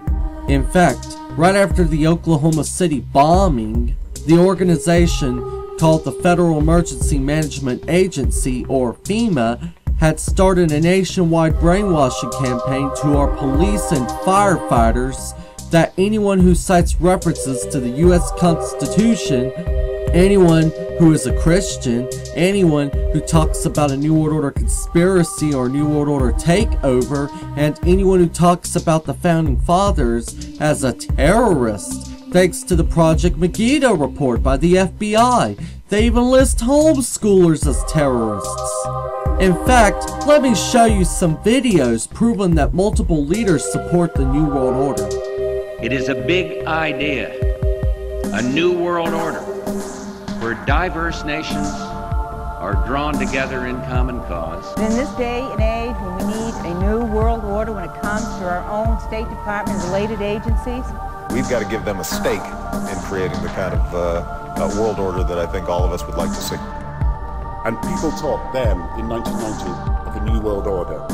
What they actually meant then was a new political order. And what was not foreseen then, but is obvious now from everything that we see and do, what we experience in every day of our life, is the sheer scale and speed and scope of globalization. And it's only now that we can begin to understand that the world order that globalization brings and what it's going to look like, it's driven forward now not just by the balance of military strength, the Cold War times, or ordinary political power. It's being driven forward by a seismic shift in economic power that we see around us. Here's a video ripped from Alex Jones's documentary, 9/11: The Road to Tyranny, how the Founding Fathers and even Christians are being demonized as domestic terrorists by one of the FEMA commanders that is teaching a group of police and firefighters this propaganda. You're damn right, because think about the Christians, okay? Do you accept Jesus Christ as your Lord and Savior? No. What did they do? They took your head off. They beheaded you if you didn't accept Jesus Christ as your Lord and Savior. See, this is reality. Yeah, they're terrorists, but the bottom line is to them, they are not. Now, why is that important to understand? Because they are as committed to their cause and to their way of life as you are yours. And they see you as being wrong. that's a very difficult, when people are passionate about what they believe in, they become a very difficult enemy to beat. Who was the first terrorist organization in the United States? Who? Founding Fathers. Founding Fathers. You mean Thomas Jefferson? Oh, yes. You mean George Washington? Oh, yes. Paul Revere? Yeah. These guys right here, let me ask you something. Did they try to scare people? Oh, yes. They tried to intimidate the British. Did they use acts of violence? Your founding fathers, my founding fathers, were involved in acts of terrorism against British officials because they systematically had British officials assassinated. The guys who we call our founding fathers, George Washington, Mr. Honest, who cut down a cherry tree and admitted it, is the same guy who signed death orders, if you will, on members of the British government, the British Crown, who they wanted to eliminate because politically they had influence in certain pockets of the United States, at that time the 13 colonies, and they wanted to divide and conquer. They may get a whole lot of civilians, and hey, I'm going to be honest with you, okay? If they killed 10,000 civilians tomorrow with a biological agent, that's too bad for them. Yeah, of course they would kill innocent people with a biological agent. You know how these patriots can be. Looks like we need to stand against the Constitution.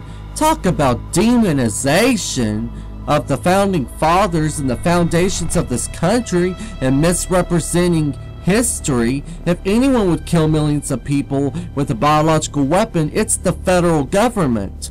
Just look at how the CIA tested LSD on our soldiers and mind control experiments like the Montauk Project. And don't forget Agent Orange, which has affected someone I know personally who worked in the military and is a veteran.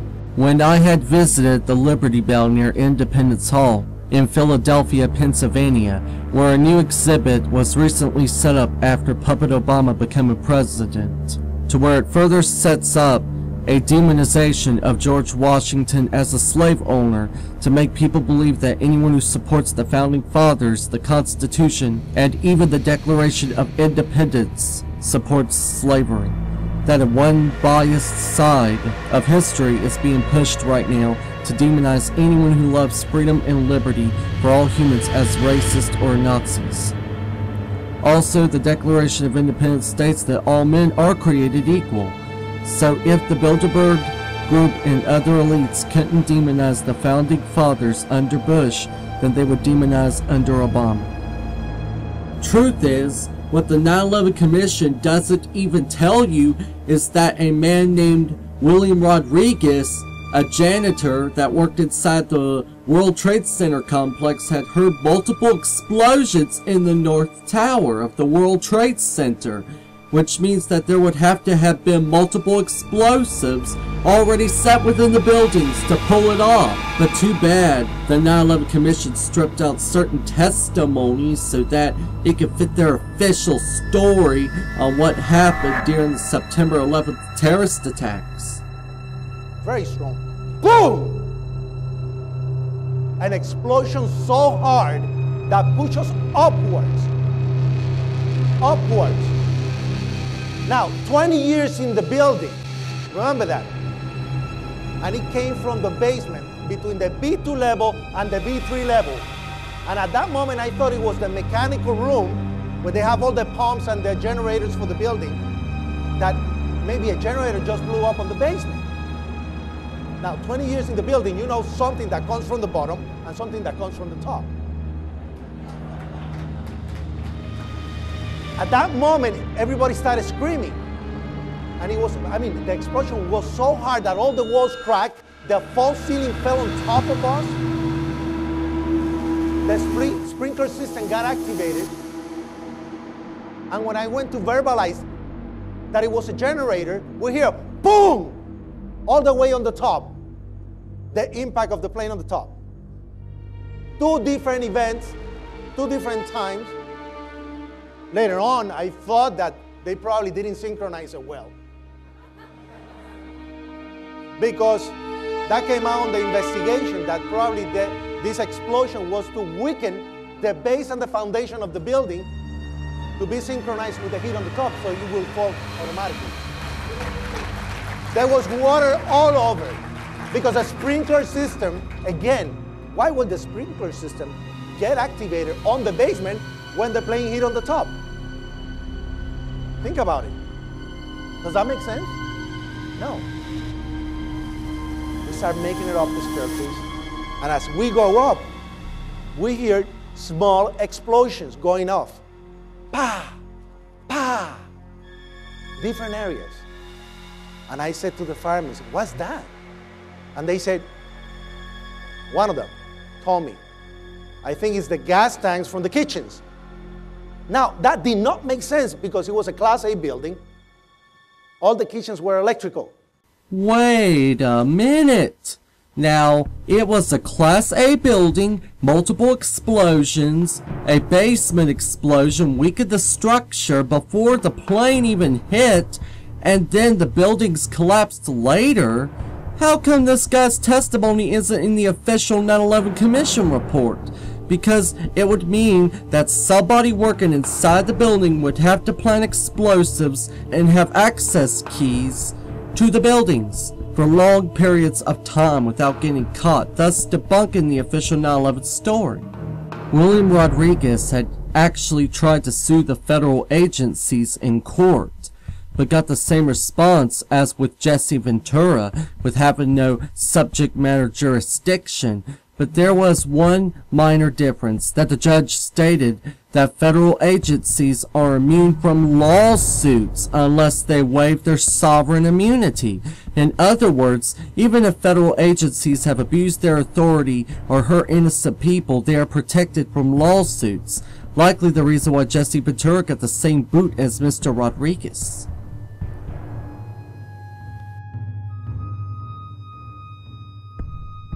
The war on terrorism is a facade because the real criminals are actually in the White House that pushed for the USA Patriot Act. In fact, Section 802 has got to be the worst amendment ever under the law because how they define domestic terrorism activities are those involved in acts dangerous to human life that are in violation of the criminal laws of the United States or of any state.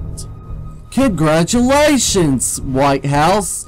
You just made pulling mischievous pranks on school officials, violating the speed limit, and even jaywalking considered an act of terrorism under the law's own definitions. Even Section 213 delays notice of execution of a search warrant. In other words, the police could search you before you even get a notice of a warrant that legalizes the search. Also under the Patriot Act, the police could sneak in your home, take anything they want, and they don't even have to tell you that they were there. Imagine someone walking through your neighborhood, coming into your home, rifling through your intimate belongings. Search through your home, look through your dresser drawers, look through your computer files. We've all heard of a search warrant. But the warrants we're about to expose don't involve any knocking on doors or any type of warning at all. I don't think it's really right. I think it's getting a little too progressive. What's most interesting about these cases, though, is that a lot of these delayed search warrants aren't even for terrorism-related cases. In fact, according to the DOJ's own figures from the past few years, the majority of them are for drug cases. 77% in 2009 to be exact. While billed as a anti-terrorist tool, had no requirements on it that precluded it from being used in just standard criminal investigations. Even if you cheat on those taxes, the feds could come snooping.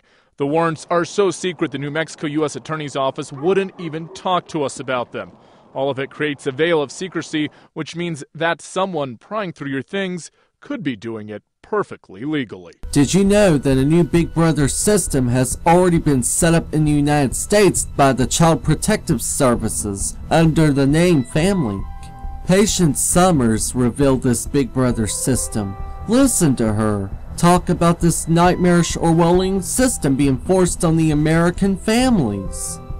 Okay, FamLink is essentially a network from state to state within the United States that when you have a child, if it is up and running and you and your family have any history with the Department of Children and Family Services, whether you were a foster child or any of your other children were foster children, or if you've ever even been accused, you will be on this registry.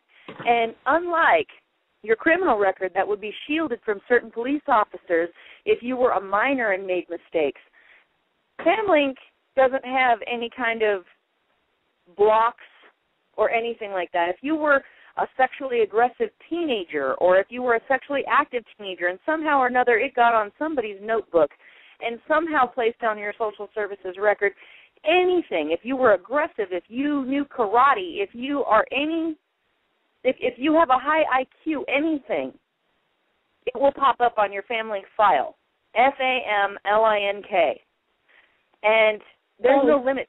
So it's sort of like maybe a dossier, but it's going to be used on everybody, but they're calling it FamLink. So anything, sort of like in khaki, they can place you on this list without even having a court trial, never having even being charged with anything. We're having an attorney down here in Orange County right now. He had adopted a child, and something happened. The child ran away. Social services got involved, but everything was cleared up. And he's an assistant district attorney, and he found out his name was on the khaki list. So you can be on these lists without even knowing that you're on there. Is that correct?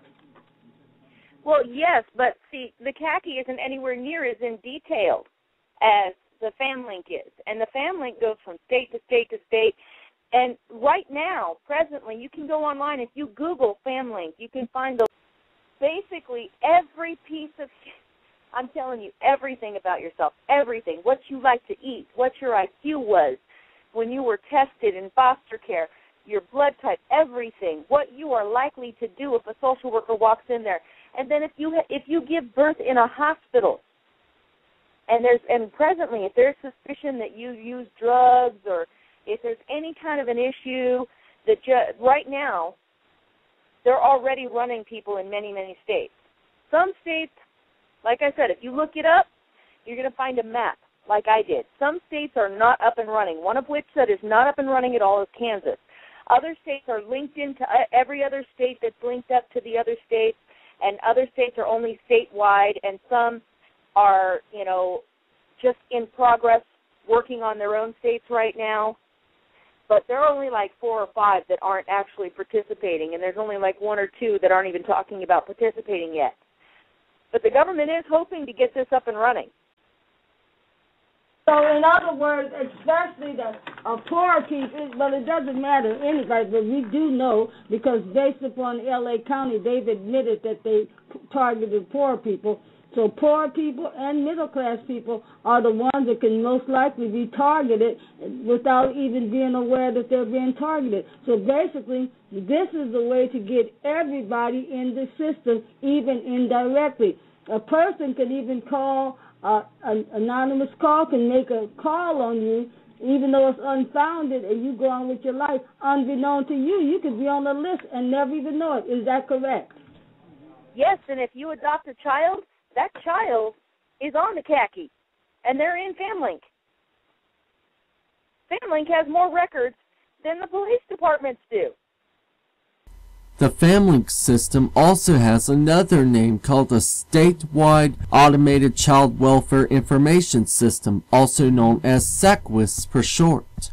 USWGO investigated SACWIS and found that Kevin Kelly, an assistant section chief of the North Carolina Department of Health and Human Services, decided to answer questions regarding SACWIS. He stated that with complete information, caseworkers will be better equipped to make the best decisions for children and families.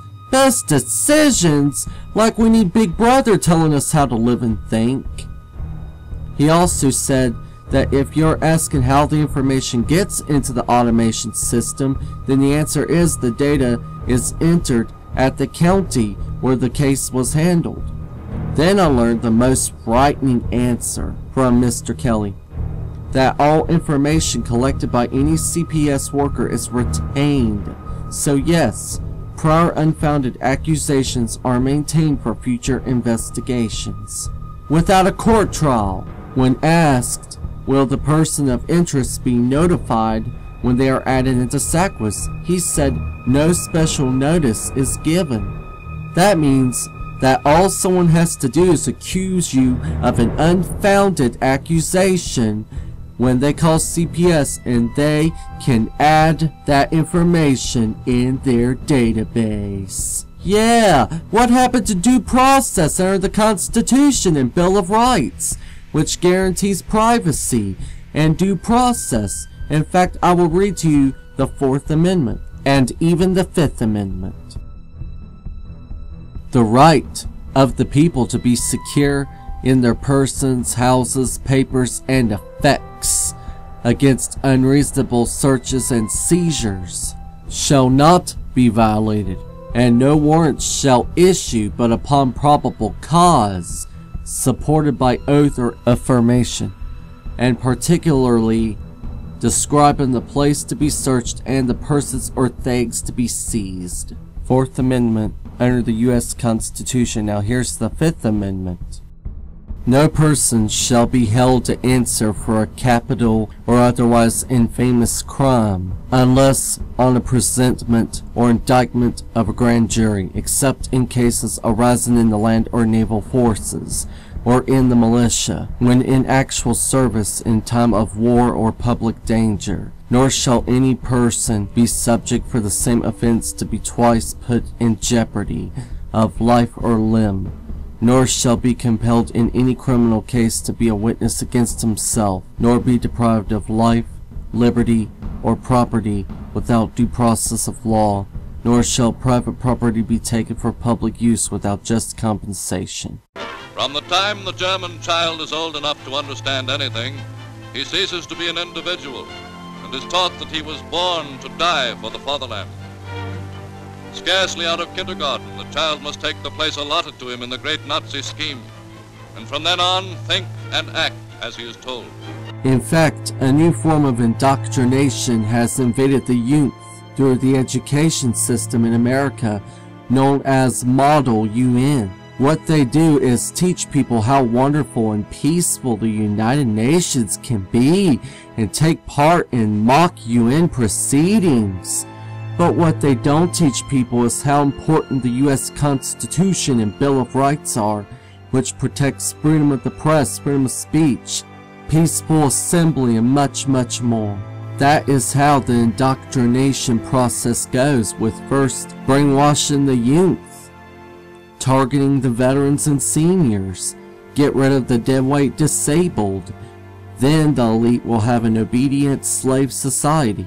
In fact, there are three forms of tyranny our founding fathers were dead set against: religious tyranny, political tyranny, and corporate tyranny. Corporate tyranny, as I explained earlier in this documentary, is where fascism comes into play, where corporate interests and agendas are represented in government before all other interests.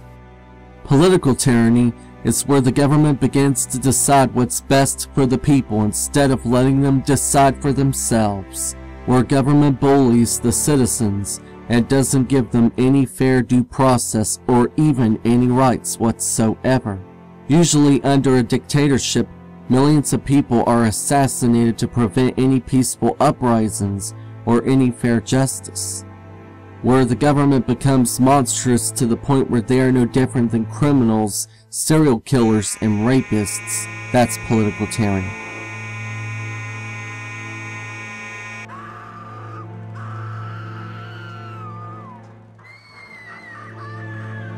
Religious tyranny is where people are koshered, threatened, bribed, or even punished under the law for not joining a certain religious institution. People would be barred from following any religious belief, as certain religious institutions decide what religion you would be allowed to join, so that's religious tyranny. In fact, one example of corporate tyranny combined with political tyranny of the court system was how, when I was being sued for copyright infringement over my post on the TSA pat-downs, Righthaven tried to make me sign a settlement agreement forcing me to remove all public comments regarding Righthaven, even to the press. Even if I uttered the words Righthaven, I would be penalized, thus violating my First Amendment rights, even though my comments were truthful and never defamatory. Using the court system as a weapon to try to bully me and shut me up is usually what happens in third world countries and oppressive dictatorships. Even the Reporters Without Borders agreed in this aspect. Now that the Record Industry Association of America is working with Righthaven to overturn the fair use cases, soon my documentary may disappear forever, and hundreds of others exposing the truth about 9/11, exposing the truth about the Oklahoma City building bombing, and exposing the truth about our government. 75 years behind bars. A prison sentence that long is rarely handed down, and it's usually just for murderers or rapists. But a local man faces 75 years in prison for a non-violent crime. What he's accused of doing is something many people have done, but most don't realize it's actually illegal. Let him go! What you're witnessing is now against the law in some states. This is also becoming illegal, as well as this. Don't tase me, bro! These infamous scenes are being banned in more and more states. Sit down! The police in these recordings are not necessarily the ones breaking the law, it's the people recording the police. Recording audio of law enforcement without their consent is considered a crime in a dozen states, including Illinois. Even police officers are throwing criminal charges to put people decades in prison for the simple act of filming the police in a public space. The Bilderberg Group, the Steffens family, Righthaven, and the RIAA, the corporations, are taking over the entire world and hijacking the political systems like spiderwebs. Shows how fascism is creeping across the globe to control the political structures, to not give us a free choice, to control every aspect of our lives until they think we should die in vain in a concentration camp. Hello, this is Brian Hill of USWGO at the Capitol. Today, I'd like to discuss about how important things are being talked about at the Capitol, sometimes on the weekends. Now, the Bilderberg Group, the globalists, sometimes have influenced or many times influenced the decisions of the Congress and Senate here, which is why a lot of bad laws have passed, sometimes putting insiders. But there are good congressmen like Ron Paul, senators like Rand Paul, and I'm sure there are others out there that are not totally on board with the Bilderberg Group, but they're just under the influence of that group. There is only one solution: to turn back the clock of tyranny and fascism hitting the United States. This is as Patrick Henry Jolly said in Red Hill, Virginia. I urge you to stand courageous. Remain vigilant. Be active. Be aware of what is going on around you. The success of these United States does not depend on people like me. They do not depend on people in our state capitals or even in our national capital. The success of these United States depends on individuals like you. Once again, remain vigilant, stay active, be brave and courageous as you stand for those freedoms which have been given to us. Vigilant, active, and brave. That was a phrase that was uttered on March 23rd of 1775 when I spoke in Richmond. Yes, we should remain vigilant, to be active, to be brave, to stand up against those who wish to take away our freedoms and liberties. The only way we can win the war against our freedoms is to unify as a team. Either we heal as a team, we're going to crumble. Inch by inch, play by play, till we're finished. We're in hell right now, gentlemen, believe me. And we can stay here, get the shit kicked out of us, or we can fight our way back into the light. We can climb out of hell. 1 inch at a time. You know, when you get old in life, things get taken from you. I mean, that's part of life. But you only learn that when you start losing stuff. You find out life's this game of inches. So is football. Because in either game, life or football, the margin for error is so small. I mean, 1/2 a step too late or too early, and you don't quite make it. 1/2 second too slow, too fast, you don't quite catch it. The inches we need are everywhere around us. They're in every break of the game, every minute, every second. On this team, we fight for that inch. On this team, we tear ourselves and everyone else around us to pieces for that inch. We claw out fingernails for that inch. Because we know when we add up all those inches, that's gonna make the fucking difference between winning and losing. Between living and dying.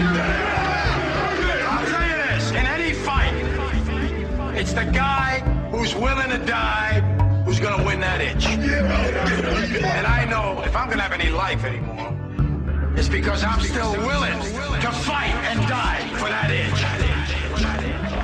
Because that's what living is. There's 6 inches in front of your face. Now I can't make you do it. You gotta look at the guy next to you. Look into his eyes. Now I think you're gonna see a guy who will go that inch with you. You're gonna see a guy who will sacrifice himself for this team because he knows when it comes down to it, you're gonna do the same for him. That's the team, gentlemen. And either we heal now as a team, or we will die as individuals. It is those who watch this documentary who need to realize if we don't unify together to peacefully resist tyranny, we will become the next Nazi Germany.